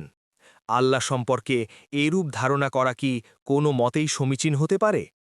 আমি আবার বলবো, আমার এ কথা হতে মনে করবেন না যে আমি মানুষের বাহ্যিক সৌন্দর্যের প্রয়োজনীয়তা অস্বীকার করতে চাচ্ছি, কিংবা মানব জীবনের বাহ্যিক দিকসমূহের সংস্করণ ও সুষ্ঠুতা বিধানের জন্য প্রবর্তিত বিধিনিষেধসমূহ পালন করা অপ্রয়োজনীয় প্রমাণ করতে চাচ্ছি। এটা মাত্রই সত্য নয়। আমি বিশ্বাস করি যে আল্লাহ ও রাসূলের প্রত্যেকটি হুকুমই যথাযথভাবে পালন করা প্রত্যেক ঈমানদার ব্যক্তিরই অবশ্য কর্তব্য, আর দ্বীন ইসলাম মানুষের আভ্যন্তরীণ ও বাহ্যিক উভয় দিককেই সুন্দর ও সুষ্ঠু করে গঠন করতে চায়, তাও আমি পূর্ণরূপে স্বীকার করি। কিন্তু এটা সত্ত্বেও আমি শুধু এ কথাই আপনাদের বুঝাতে চেষ্টা করছি যে মানুষের আভ্যন্তরীণ দিকই মুখ্য ও সংস্কারযোগ্য, বাহ্যিক দিক সেরূপ নয়।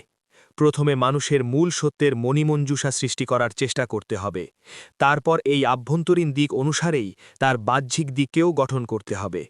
আল্লাহর নিকট যেসব গুণের প্রকৃত মূল্য রয়েছে এবং যে গুণাবলীর উৎকর্ষ সাধন ও ক্রমবিকাশ দানই ছিল আম্বিয়ায়ে কেরামের আগমনের একমাত্র উদ্দেশ্য, সর্বপ্রথম সেগুলোর দিকেই দৃষ্টি নিবদ্ধ করতে হবে এবং সর্বাগ্রে তা অর্জন করতে হবে। পরন্তু বাহ্যিক দিকের সংস্কার প্রথমত উক্ত গুণাবলীর অনিবার্য পরিণাম স্বভাবতই সম্পন্ন হবে। তারপরও কোনো অসম্পূর্ণতা থাকলে ক্রমিক অধ্যায়সমূহ অতিক্রম করার সঙ্গে সঙ্গেই তা পূর্ণতা লাভ করবে, তাতে সন্দেহ নেই। শারীরিক অসুস্থতা ও দুর্বলতা সত্ত্বেও আমি এই দীর্ঘ বক্তৃতা আপনাদের সামনে করলাম শুধু এজন্যই যে প্রকৃত সত্য কথা পরিপূর্ণতা ও ব্যাপকতার সাথে আপনাদের সামনে সুস্পষ্টরূপে পেশ করে আল্লাহর নিকট আমি সকল দায়িত্ব হতে মুক্তি লাভ করতে চাই। জীবনের কোনো নিশ্চয়তা নেই, কার আয়ু কখন শেষ সীমান্তে এসে পৌঁছবে তা কেউ জানে না, কেউ বলতেও পারে না। এজন্য সত্যের বাণী পৌঁছাবার যতখানি দায়িত্ব আমার উপর রয়েছে, আমি তা যথাযথভাবে পৌঁছাতে চাই।